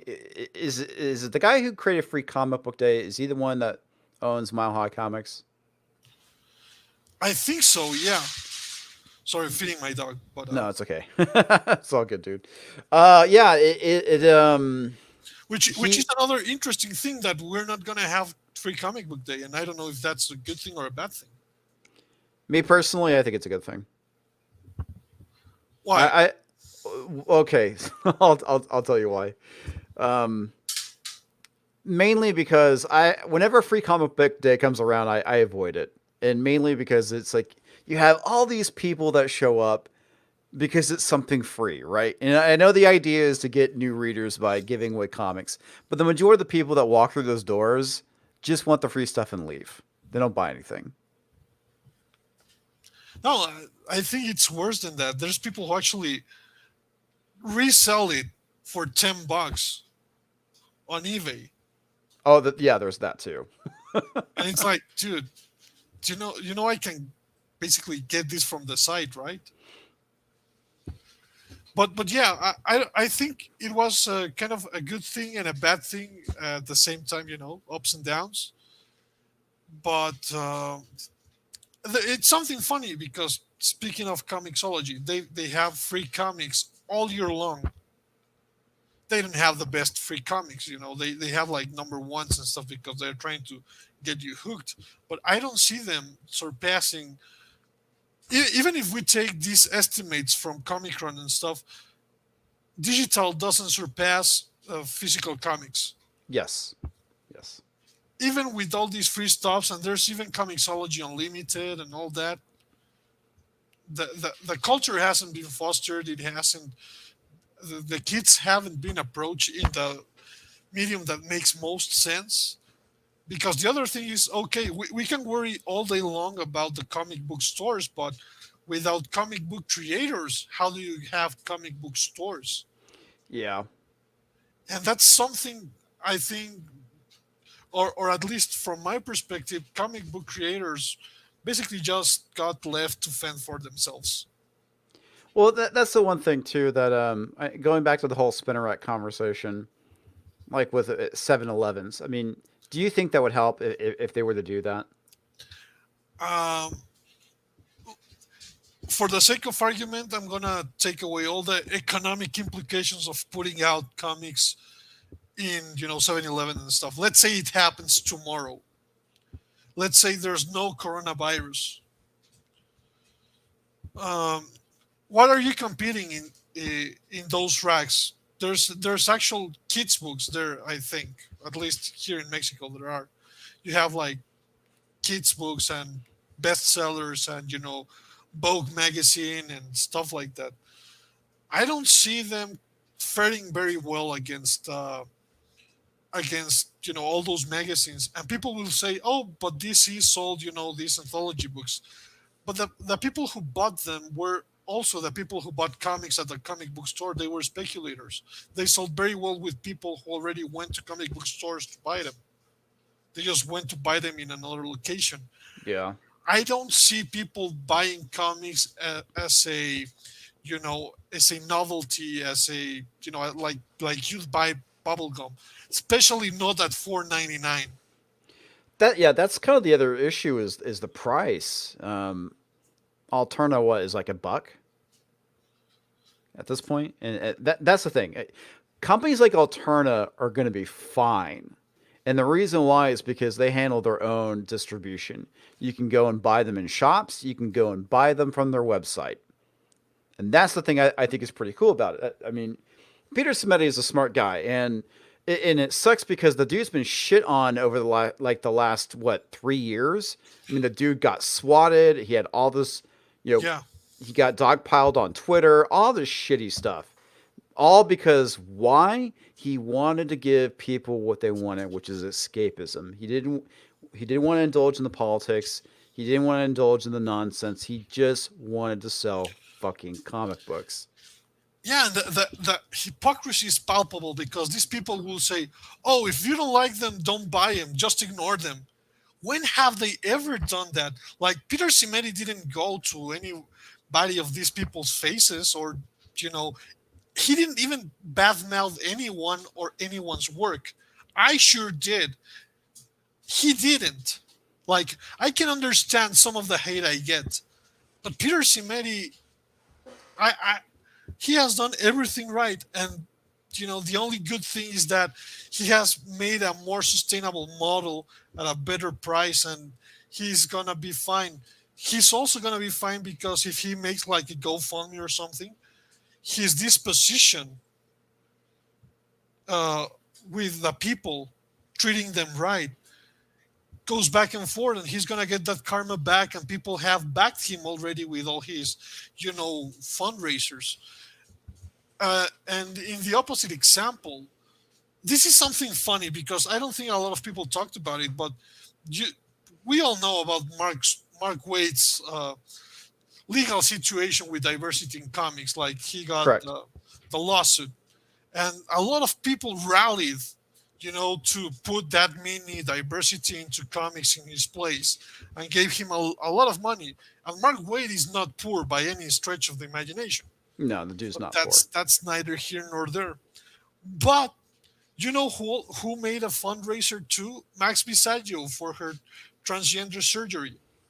Wait. I'm sorry. Repeat that.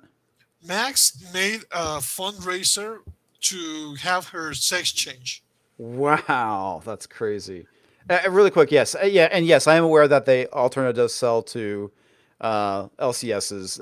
We do carry them. I won't say we. My shop I go to carries them, but my point is that they can still sell stuff because despite the shutdown that's going on, because they already have that distribution model in place, being able to sell directly to the customers, not just to shops.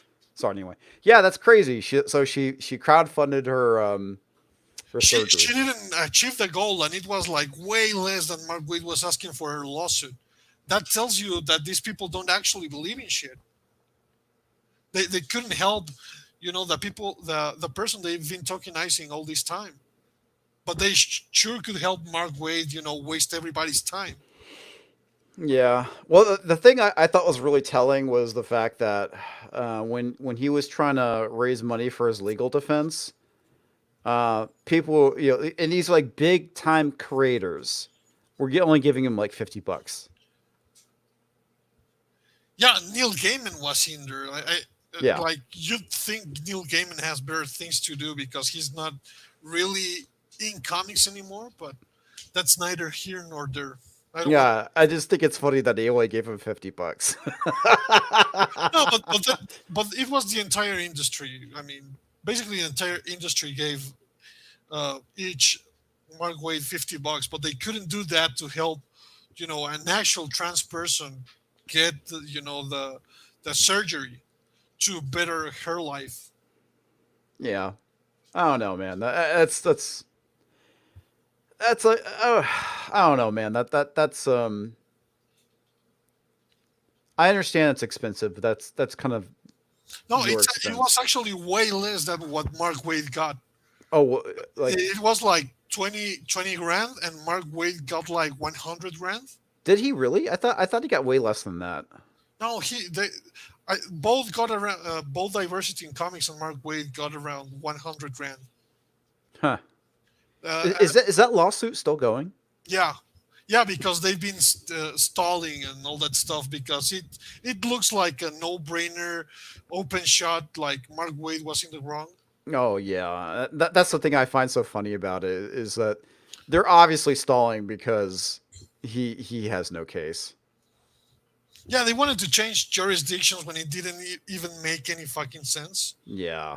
Well, he knows that if he can get it to California, he has a better chance of winning.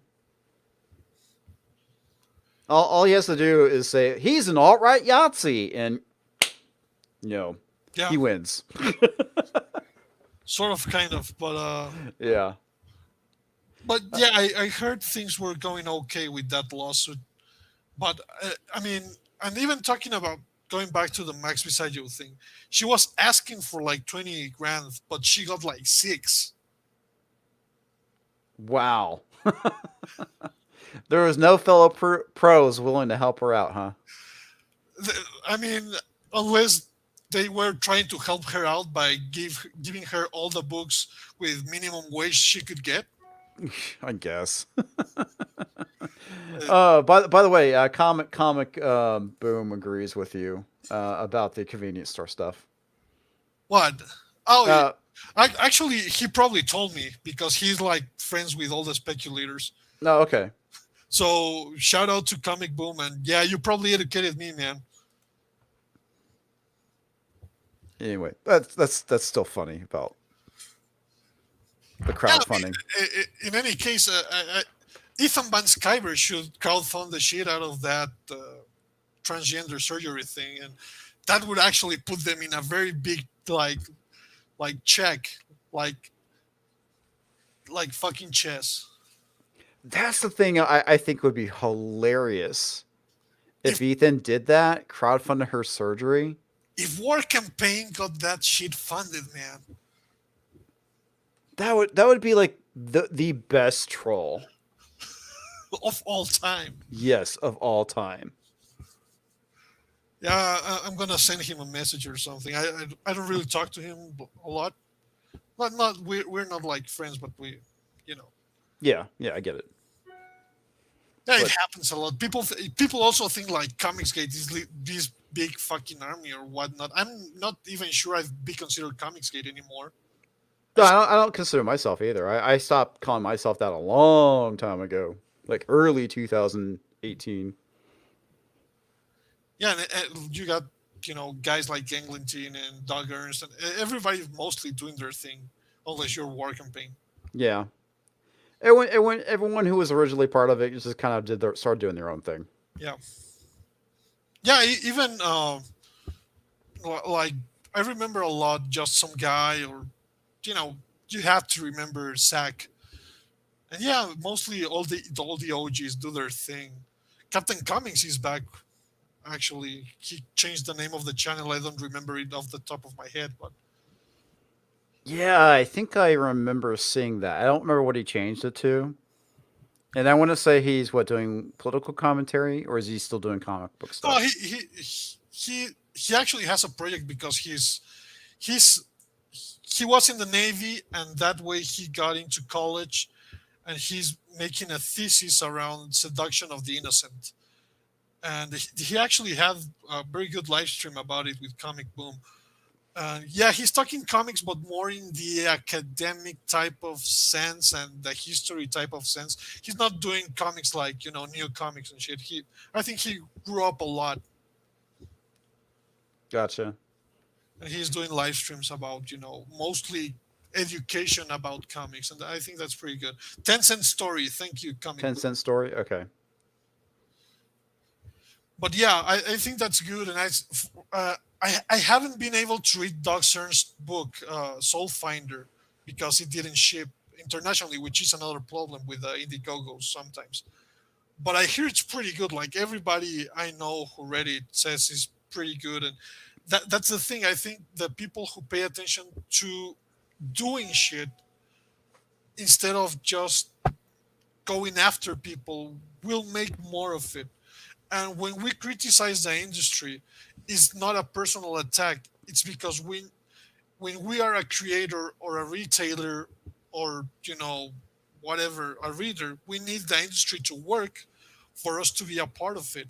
It's not personal. That's the I think the difference between the elitist in the mainstream. They always go personal, and the people who have been criticizing them for this long. Yeah, that's the thing I find so funny about it is that they take the criticisms of the industry so personal, like, and it's an attack, and it's not. It's nobody is above criticism. Nothing is above criticism, and some criticism is just. Sometimes it's not. But that's the thing. I don't understand why these people take it so personally. It's if something is deficient, point it out. That way, that's how you get better, right? You listen to the criticism that people have about something, and you go, okay, that's a fair point. I will course correct a bit. Um, so it's weird. And Blob kind of pulled up saying that your boy Zach raised 144 Thousand. yeah thousand, and then Mark Wade only raised 81,000. That's pathetic, man. They couldn't even do that well. Yeah, so this is the thing that's funny. Your boy Zach, who is a Marine, the guy's a jarhead. I say that respectfully. Raised more money than the comic professional who has been in the industry for years. Let that one sink in. I don't know which is more humiliating, this one or Ron Mars's crowdfunding comic versus basically whatever. No, Ron Mars is a tool. He look. I've met the guy. He truly shoot himself in the foot because I mean the history of stupid decisions he has taken, and I don't know what's his deal, how bad his Trump derangement syndrome is, but he was canceled at some point in the industry in the 90s, and he was canceled by Gail Simone. And if you only see him like twice in 10 years doing a DC book, is because people don't want him around because he was the guy who made the Girls in Refrigerators comic book that Gail Simone screeched at and got hired by Marvel. That yeah, that's so fucking funny. He was canceled by the fucking industry. He's defending every single stupidity they do. I don't get it. I don't get it. Either. I mean, is it self-loathing? I don't know, man. These fucking blows my mind. But Comic Boom says kudos to Jim Starlin who is kickstarting a new Dreadstar project. Is it the same that was compiling the original Dreadstar books? Because that was a long time ago, or is this new stories? Yeah, I'm kind of curious about that too. Because if you guys haven't read the Dreadstar, it's probably one of his best works, and it was put out through Epic, which was like the image imprint that Marvel used to have in the 80s. Yeah. I'm kind of curious. Boom, if you can tweet me the Kickstarter, I'll share it with everyone just so we can go and kind of check it out too. It's a new story. He's saying, ah, that's interesting. That's yeah, and this is exactly I think what how the model is gonna be shifting. Like you're gonna be selling your creator-owned books to the customers, or maybe to some. There's nothing actually stopping comic book stores from sending a message to the guys doing the Indiegogos and say, hey, if I want to buy 50 copies off of you, what deal can we make? I think actually Diversity in Comics even have like one of those tiers in his in his campaigns. So yeah, that's actually a very good way to sort these kinds of situations right now. That's actually constructive. Yeah. Let me see here. I'm gonna try and see if I can find it. All right, Jim Starlin. The other part of the thing about Jim Starlin and Donny Cates that was funny is that in spite of all of what happened with the complaint about his premise was being ripped off, then he went to DC to do some work or something, I think, and he posted a picture that he didn't even get a copy of the comic they put out, Marvel put out, and that some editor at DC bought it for him and sent it to him. Damn. That was a very good troll if I've ever seen one. Okay, I don't know if this is it. This is the omnibus. No, this is the first one, the one that collects everything. Okay. Let me see if I can. This is also very telling because this was published through Marvel and now it's being crowdfunded. So he's not happy with those guys at Marvel. Yeah, yeah. Well, I can imagine. Okay, here we go. This must be it right here. Dreadstar Returns.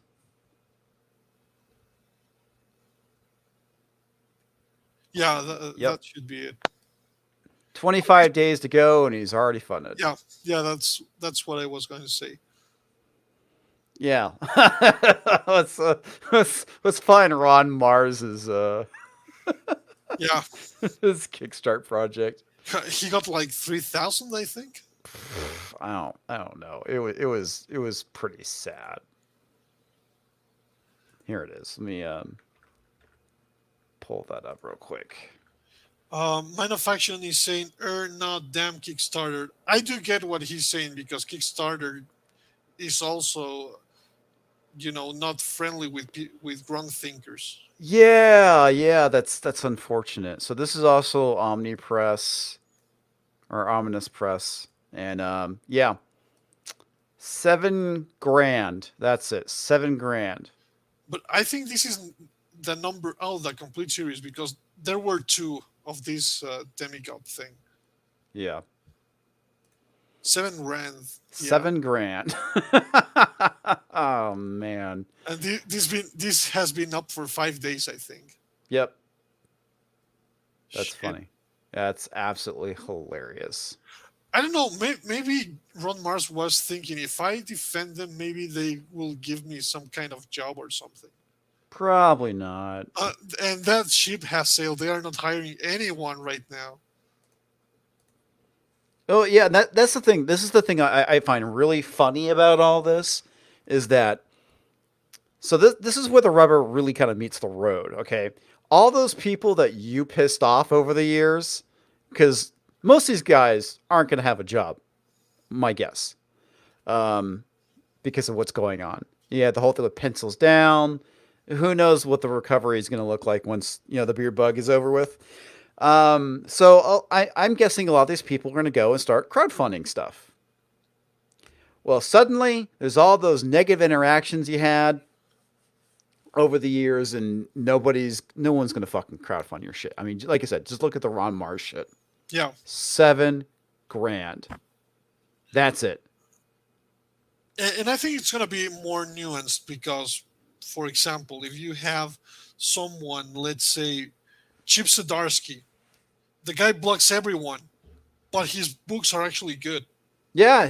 Well, he started off as a bit of a Different, jackass. yeah. Yeah. His about his spectacular Spider-Man. Once he hit his groove, it was done real well. Surprisingly enough, he did not block me, but I actually never talked shit to him on Twitter, even though I did talk shit about him on my YouTube channel because some of his stuff was terrible, and I don't know what happened if somebody he actually started listening to the criticism and then he started going from there. I doubt it. I seriously doubt it.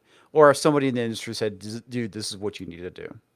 I think I want to say that he was working with fuck, what's her nuts? Her husband. I'm totally blanking on her name. In what book? Bitch Planet. The chick that wrote Bitch Planet. Oh, yeah. Kelly Sue DeConnick. Kelly Sue DeConnick, thank you. Her husband, who's Matt Fraction. There we go. Matt Fraction, yeah. So apparently, I heard that he was like maybe working with Matt Fraction, and Matt Fraction was the one who got him to not suck. I don't know. It might be. He was doing, yeah, Sex Criminals. Because he was sucking when he was doing Sex Criminals. I think when he got to make Spider-Man, he actually had to reread Spider-Man a little bit. And we are speculating. It's not even important. But yeah, the thing is that he got his group. And then he made like Marvel 2-in-1. I just read Spider-Man Lifetime. It's fucking great. And what I was going to say is that, yeah, he has a fighting chance. His books are good. I might consider getting them off, crowdfunding. But people like Kelly Sue DeConnick, for example, no fucking way. Your Yeah. book sucks. And, all these SJWs, I don't think they had the money to, put up. I think he got robbed, man. His Marvel 201 was great Yeah. with Thing and the Human Torch, and he really should have gotten the Fantastic Four book over Slott. Fucking Dan Slott got it. I mean, and here's the thing: I am not a Fantastic Four fan, but reading Zdarsky's 2-in-1 made me want to read it, and of course they gave it to fucking Dan Slott. Fuck that guy. I actually got it for free in a game. The first issue of Fantastic Four by Dan Slott. Did it do that bad? Because I didn't read it. I got it for free and I haven't read it yet. I read, I want to say like the first two issues, and it's like you had the typical Dan Slottisms in it, and So it's he was writing in whatever was happening in Doctor Who. it's like they were stuck on this planet, and I don't know, man. It's like one of those things that if you read it, you can tell it's written by Dan Slott. I got you. I actually worked with him in Spider Verse. Yeah, I remember you talking about that, and that's the thing that kind of sucked about it is there was this really fucking funny video. Go look up Toxic Man Baby. He's a YouTube channel, and he does this great bit about why he hates Dan Slott. I'm not gonna repeat what he says directly, mainly because it's one of those things that I'm surprised this video is not taken down. Um, but it's really well done and it's funny as hell. It is satire. He doesn't like want to legitimately off Dan Slott, even though he says it throughout the entire video. But his whole point is that whenever he takes over a story, he writes it as if everybody else is Peter Parker, or I should say Spider Man. What if everyone else is Peter Parker or Spider Man? What if everybody else is the Fantastic Four? What if everybody else is Iron Man? And that's basically how he writes comics. Yeah. No, no. Let me tell you something. Spider Verse. Oh, I'm not even gonna say Spider Verse, man. His first Spider-Man run was Spider Island. Spider Verse was a rerun of Spider Island. That's funny. Yeah, and I mean, it's cute once, but that was the whole shtick, and I think it was on the long run something bad for Spider-Man because Spider-Man was Peter Parker, and now Spider-Man is a suit. Yeah. Well, and that's the thing that sucks about it is that Marvel has gone and devalued their properties because of stuff like that. Oh, we want a black Spider-Man. Okay. Well, why? I mean, you have Peter Parker. Why not create another interesting character? And here's the thing that I always like to cite, or people like to bring up: Static Shock is a great example of going and creating a um, a new character who's a minority, and it was good. It was a hit. So much so that it got its own cartoon show, and that's the thing I just find so nuts about it is create an interesting, compelling character. That's all you gotta do. Maybe it will take off, maybe it won't. Yeah, I mean, Spawn is a black guy. Yeah, Spawn's a black guy. He even got like the first black superhero movie in the 90s. Yeah, yeah. Unless you read CBR and think that was Black Panther. Yeah, I know. That's the thing that kind of pisses me off. And like legit, my favorite character for the longest time was Spawn, especially in the 90s, man. I bought that book religiously. No, I get it. And it's hard.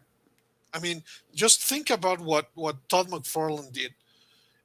Not only did Spawn was like the number one book, it was the number one book when the comic book industry was at its highest point it's ever been since the Golden Age. Yeah. So, you know, going it's their own way at, the Image guys, what they did when they rejected the elitism at Marvel and the DC. It's something that we're kind of watching on a more independent level with the Indiegogos, and it's not only Comicsgate or whatever people because you have guys like Brian Pulido. I would actually attribute Brian Pulido to inspiring almost fucking everyone doing crowdfunding now, and he has been doing it successfully for years. He's basically made an actual functional model out of crowdfunding. If you don't know who Brian Pulido is, he created Lady Dead. Oh, yeah. Okay. Yeah, he's been putting these out since 2016 or 2017, but he was doing it way before it was a Comics Gate thing. Yeah, no, that makes sense. And I think kind of the big thing now is, I guess, to to Ethan's success and to your boy Zach's success is that they built these channels and built this audience and was able to go and create something and promote using the channel Coffin Comics, says Undead Quinn. Yeah, yeah, that's his crowdfunding thing.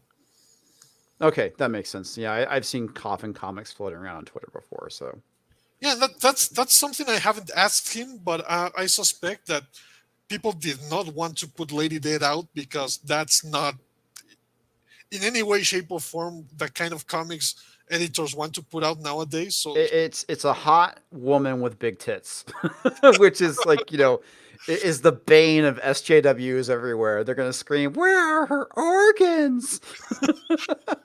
yeah, yeah, exactly. All these fucking people. Which is funny because there was that meme going around where with the SJWs, there was like this I don't know, it was a drawing of somebody and they're all, "Where are her organs? Where are her organs?" And then there's an actual photo of a woman with a very similar body type, and of course they captured it with, "Where are her organs?" Yeah, exactly. It's not, and it's not that oh, it's you don't see women like that. Like I get it. You don't see them in your house every day. I wish I did. I think we all do. Yeah, exactly. But the thing is, if you go to a Comic Con, some cosplayers do look like that. Yeah, yeah. It's not it even in the nerddom you can find that. So it's not a fucking excuse. Like, where are her organs? Number two, these are fictional characters doing the Ben Affleck thing from Jay and Silent Bob. Fictional characters. Remember, these are fictional characters. They don't have organs.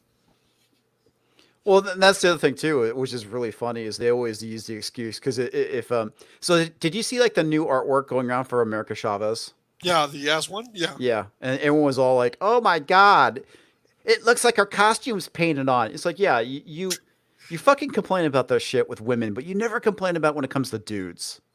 It's such a fucking double standard, and No, that's the thing that pisses me off about the whole fridging thing too. It's like your whole argument is full of fucking shit. but they don't have a problem with when Twitch streamers do that. Oh no, it's perfectly fine. It's liberating, sexual liberation. But God forbid a man draw a hot chick with huge tatas. Yeah, it's ridiculous because if it's fiction, it doesn't hurt anybody. You shouldn't even give a fuck. It's just fiction. Yeah, it's Even creating unrealistic expectations. Yeah, they also do the same thing for dudes too.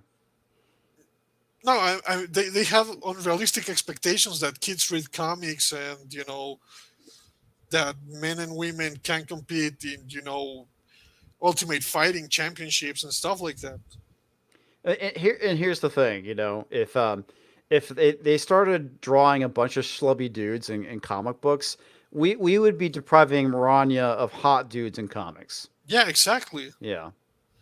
And also, like, I mean, can I know guys, I know cosplayers and actors and stuff, like, for example, are huge Batman fans, and they got fit because they wanted to look more like Batman. Yeah. I mean, I think that's a net positive. So going the other way, you know, s- around, it's like kind of stupid. Like, I'm gonna make some fictional character fat because I want it to look like me. You are not fucking interesting. I'm sorry. Unless your last name is fucking Johansson and your first one is Scarlet, I don't care about you. Why would I want to read about someone who is like you? Well, and that was the thing I thought was really interesting, was when Valiant created Faith. It's like it wasn't supposed to be body positivity back in the '90s. I mean, she got made fun of a lot and stuff, and that's the one thing I thought was really interesting that was brought up by Diversing Comics, was the whole thing of, if a crime fighter started off as fat, he would lose that weight really quickly because of all the physical activity. Oh, that reminds me of something. Do you know about this guy who goes out and fights crime in real life? I remember seeing some stuff like years ago about people who you were dressing up as superheroes and fighting crime as vigilantes. Yeah, yeah, yeah. The guy from Washington, Phoenix something. You should actually watch. There's a documentary on YouTube. Everyone should watch it. If it's like crazy insane how deconstructed his superheroism is, and how he it actually shows the guy actually is a UFC fighter. I don't know if you knew that, No, I didn't. but yeah, the guy is actually like buff. Huh, that's interesting. So I know there was like a lot of people who were doing it. I didn't know about the UFC fighter. what he says, what I saw in this documentary, it's actually a documentary of his rise and fall. But what he says about the other people in that medium is that uh,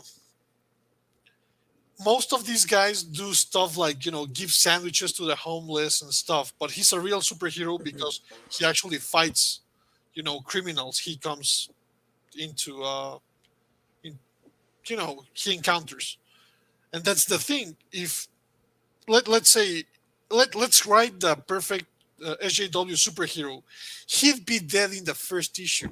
Mm.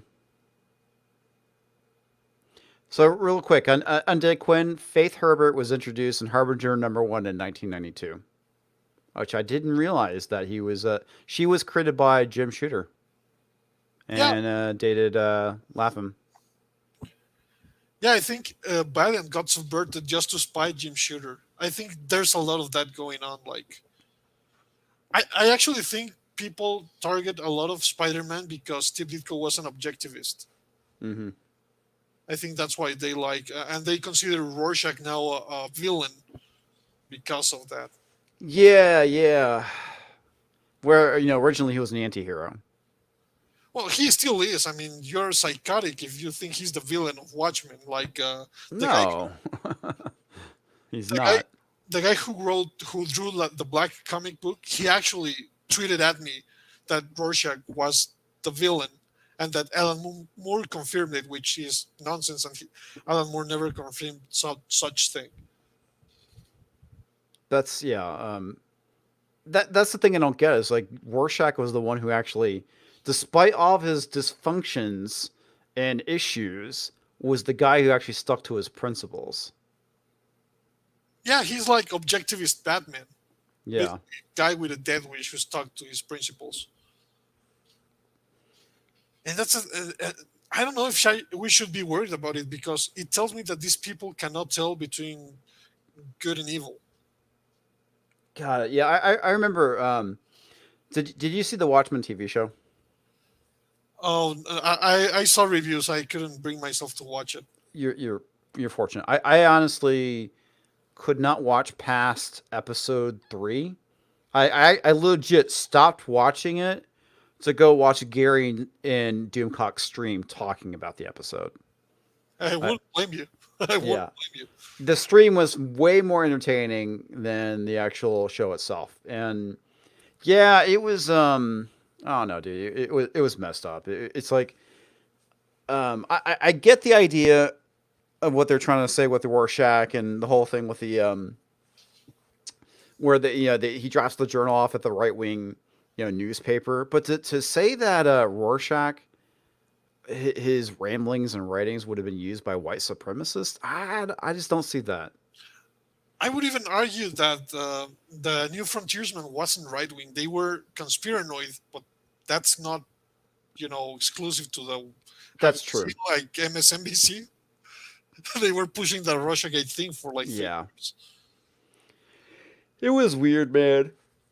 Excuse me.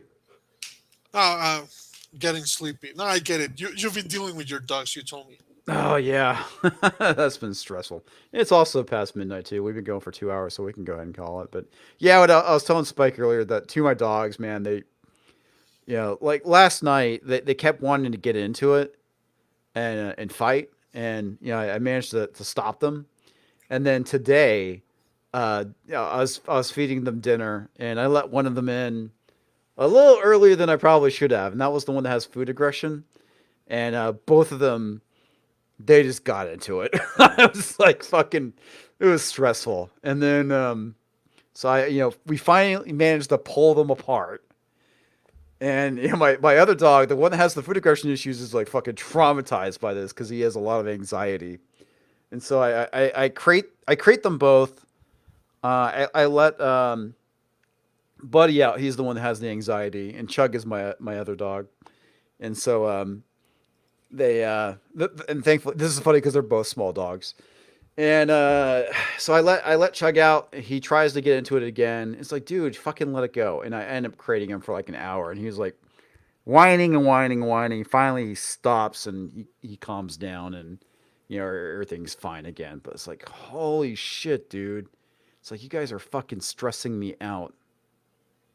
Yeah, it sounds like an interspecies Jerry Springer show. Oh, dude, it really is, man. It's fucking crazy. See, and both of them are part pug. Chug is part pug and Italian Greyhound. He's the brown one, and then Buddy is part Dachshund, pug, and terrier, and he's the black one.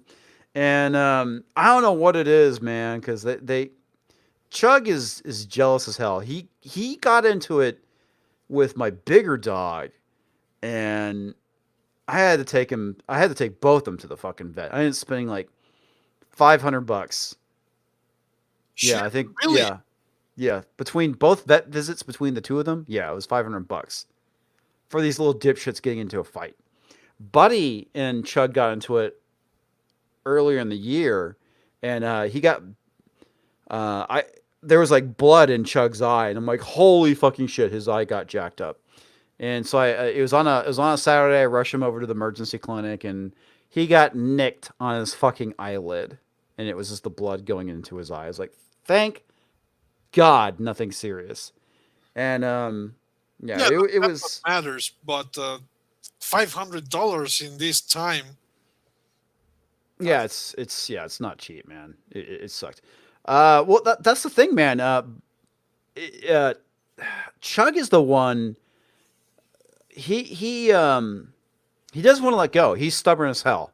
He is a stubborn dog, and like I said, back in December, they got into it as well, and it because this is at the time we're having the windows redone in the house, so they were crated in my office, and they got into a fight over food. We separated them. I want to say for 5 minutes. We finally let them all out, and he just got back into it again. It's like, holy fucking shit. It's like you need to keep him separated for quite for more when it comes to Choke, because he's like, it was funny because when I kicked him out, he immediately ran to the door. You can hear him going, oh, pissed off. It Yeah. was it was it was funny. It was really funny. And then I put the rest of his food down, and he didn't want to eat it, but he would eat it when I put it down inside the house because he wanted to fucking start the fight. Yeah, he wants to be alpha so bad. It is ridiculous. I Yeah, see your point now. Yeah. yeah, and it's funny. Ed's saying there could only be one alpha, and that's the thing. The alpha is fucking me. I'm the alpha of the house.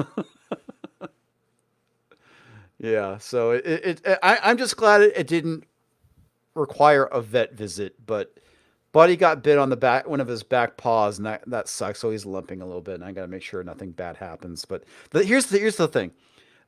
With my bigger dog Nelson, Nelson will just go and grab him and pin him down.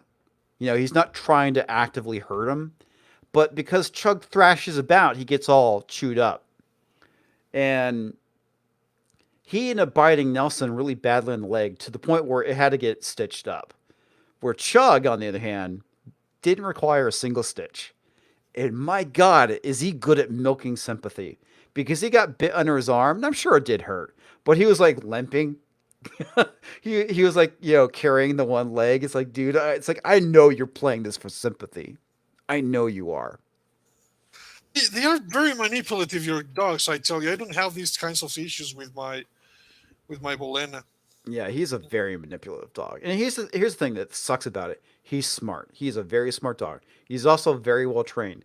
But there's times where he just won't fucking listen to me. Well, I guess if he wants to be the alpha of the house, that means you, pal. Yeah.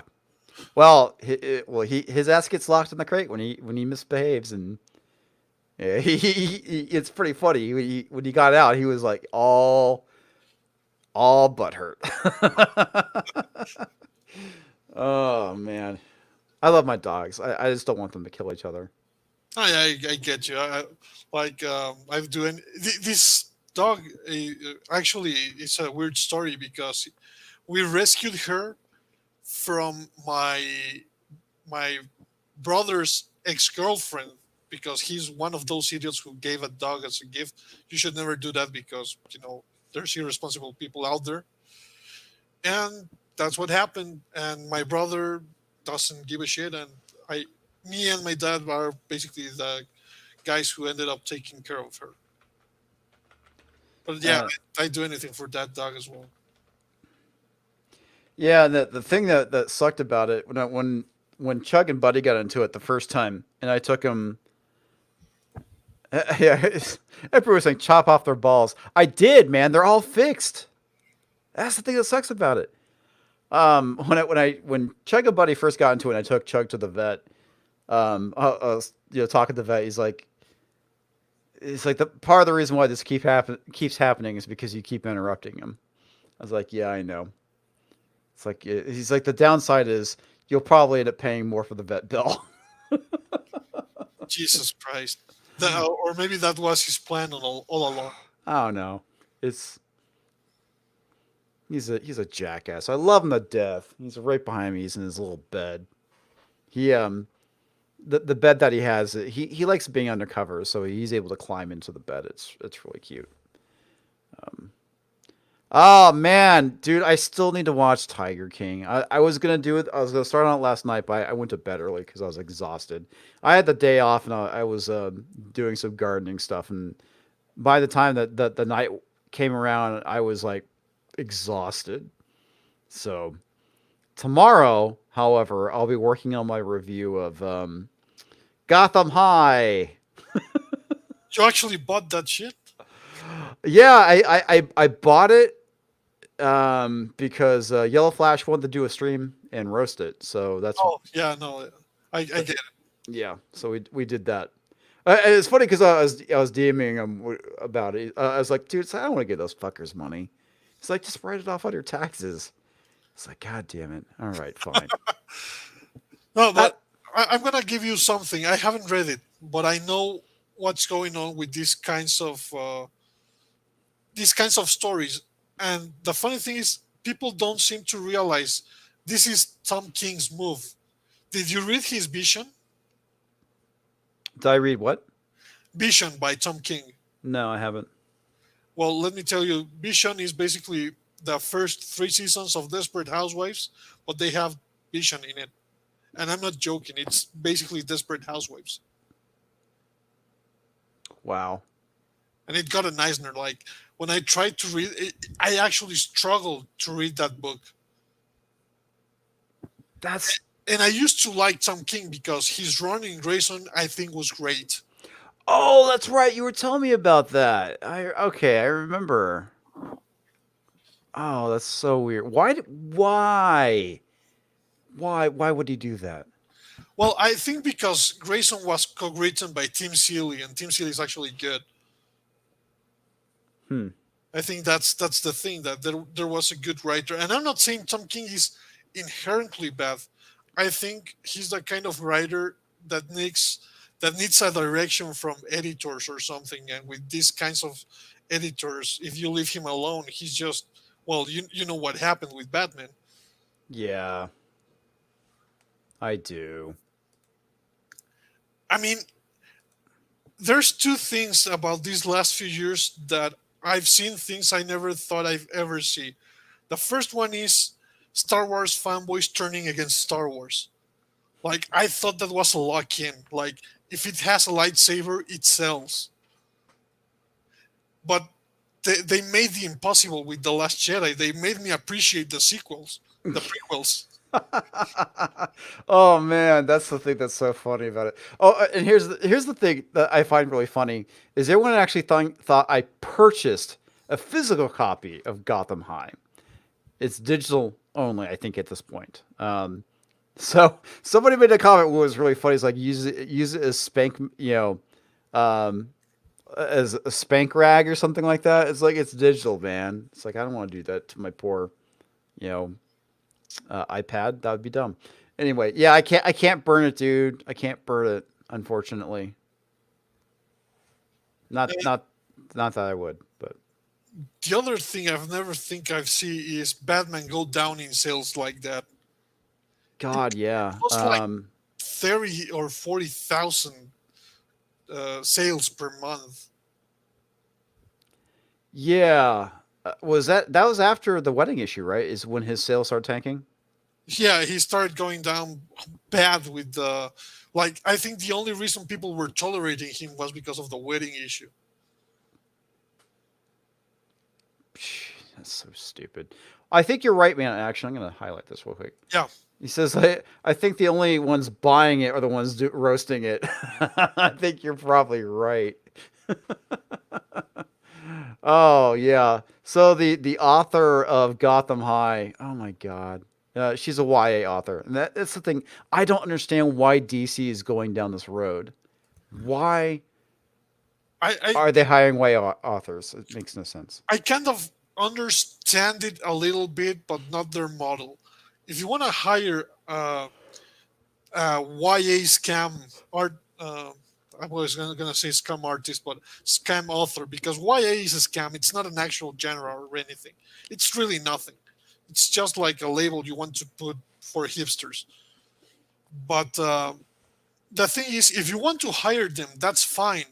But you are not selling it to the YA crowd. You're selling it to comic book uh, people who are mostly over 30.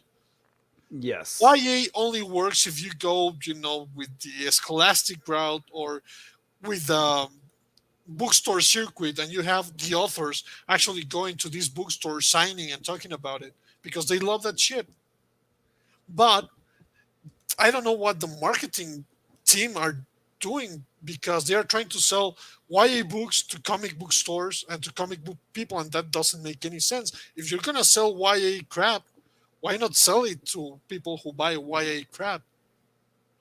Well, that makes me kind of wonder is the reason why they're doing it is because of Scholastic. Scholastic is I that this is something that enrages me because there's two things about Scholastic everyone should know. Number one is that they sell the companies Marvel and DC, they sell bulk at discount prices to Scholastic. So those fucking magical numbers are not nearly what they claim them to be, and they are mostly mixing all types of trade paperbacks and whatnot. They sometimes produce exclusive books, sometimes when they should have their own imprint if they are going to go that way. Yeah. That would make sense if you, for example, you want to sell the unreadable Squirrel Girl to all the Scholastic kids. That's fine. Make an imprint for all these kinds of characters that sells all these books at first through Scholastics, and arrange for the authors to have like a bookstore tour. That's how you sell those kinds of books, not to comic book stores. Nope. But that's what they're doing. I don't know, Yeah, man. because they have editors who used to be photographers 2 weeks ago. They don't understand what they are doing, and they figure, oh, I read this author, therefore everybody should read whatever I read, and even though I don't go to comic book stores and I got this author somewhere else, I'm gonna put this book in a comic book store because I happen to land the job because I'm an SJW. Oh, it makes no sense. How do you run a business model on that? I don't know. It's fucking stupid. Jesus. All right. Yeah, it's gonna be the Spike complaint show if you don't grab this up.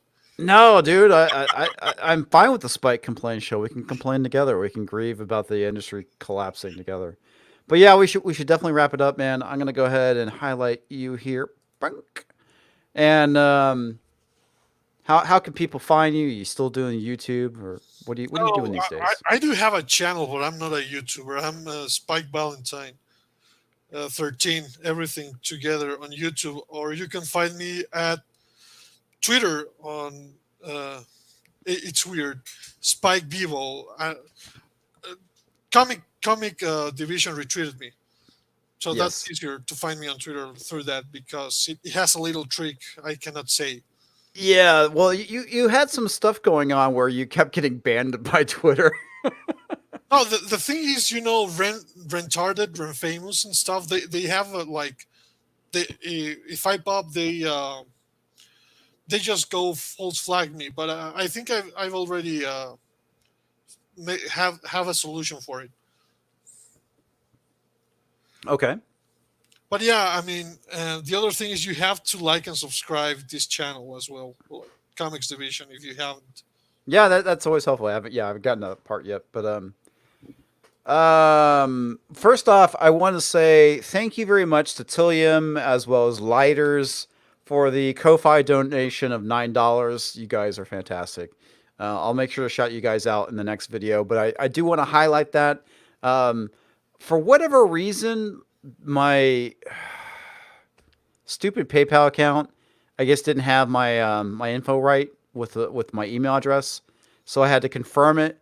That's the reason why I'm late to finding out about the donations, because when I went and looked, and I was like, I don't see anything in here, and then PayPal's like, yo, you need to confirm it. Once I finally confirmed it, the donation showed up. So thank you guys very much. I do appreciate that. And yes, liking, subscribing, and sharing is what helps a lot. I guess specifically the liking bit. So if you haven't liked the video or the live stream, hit that like button.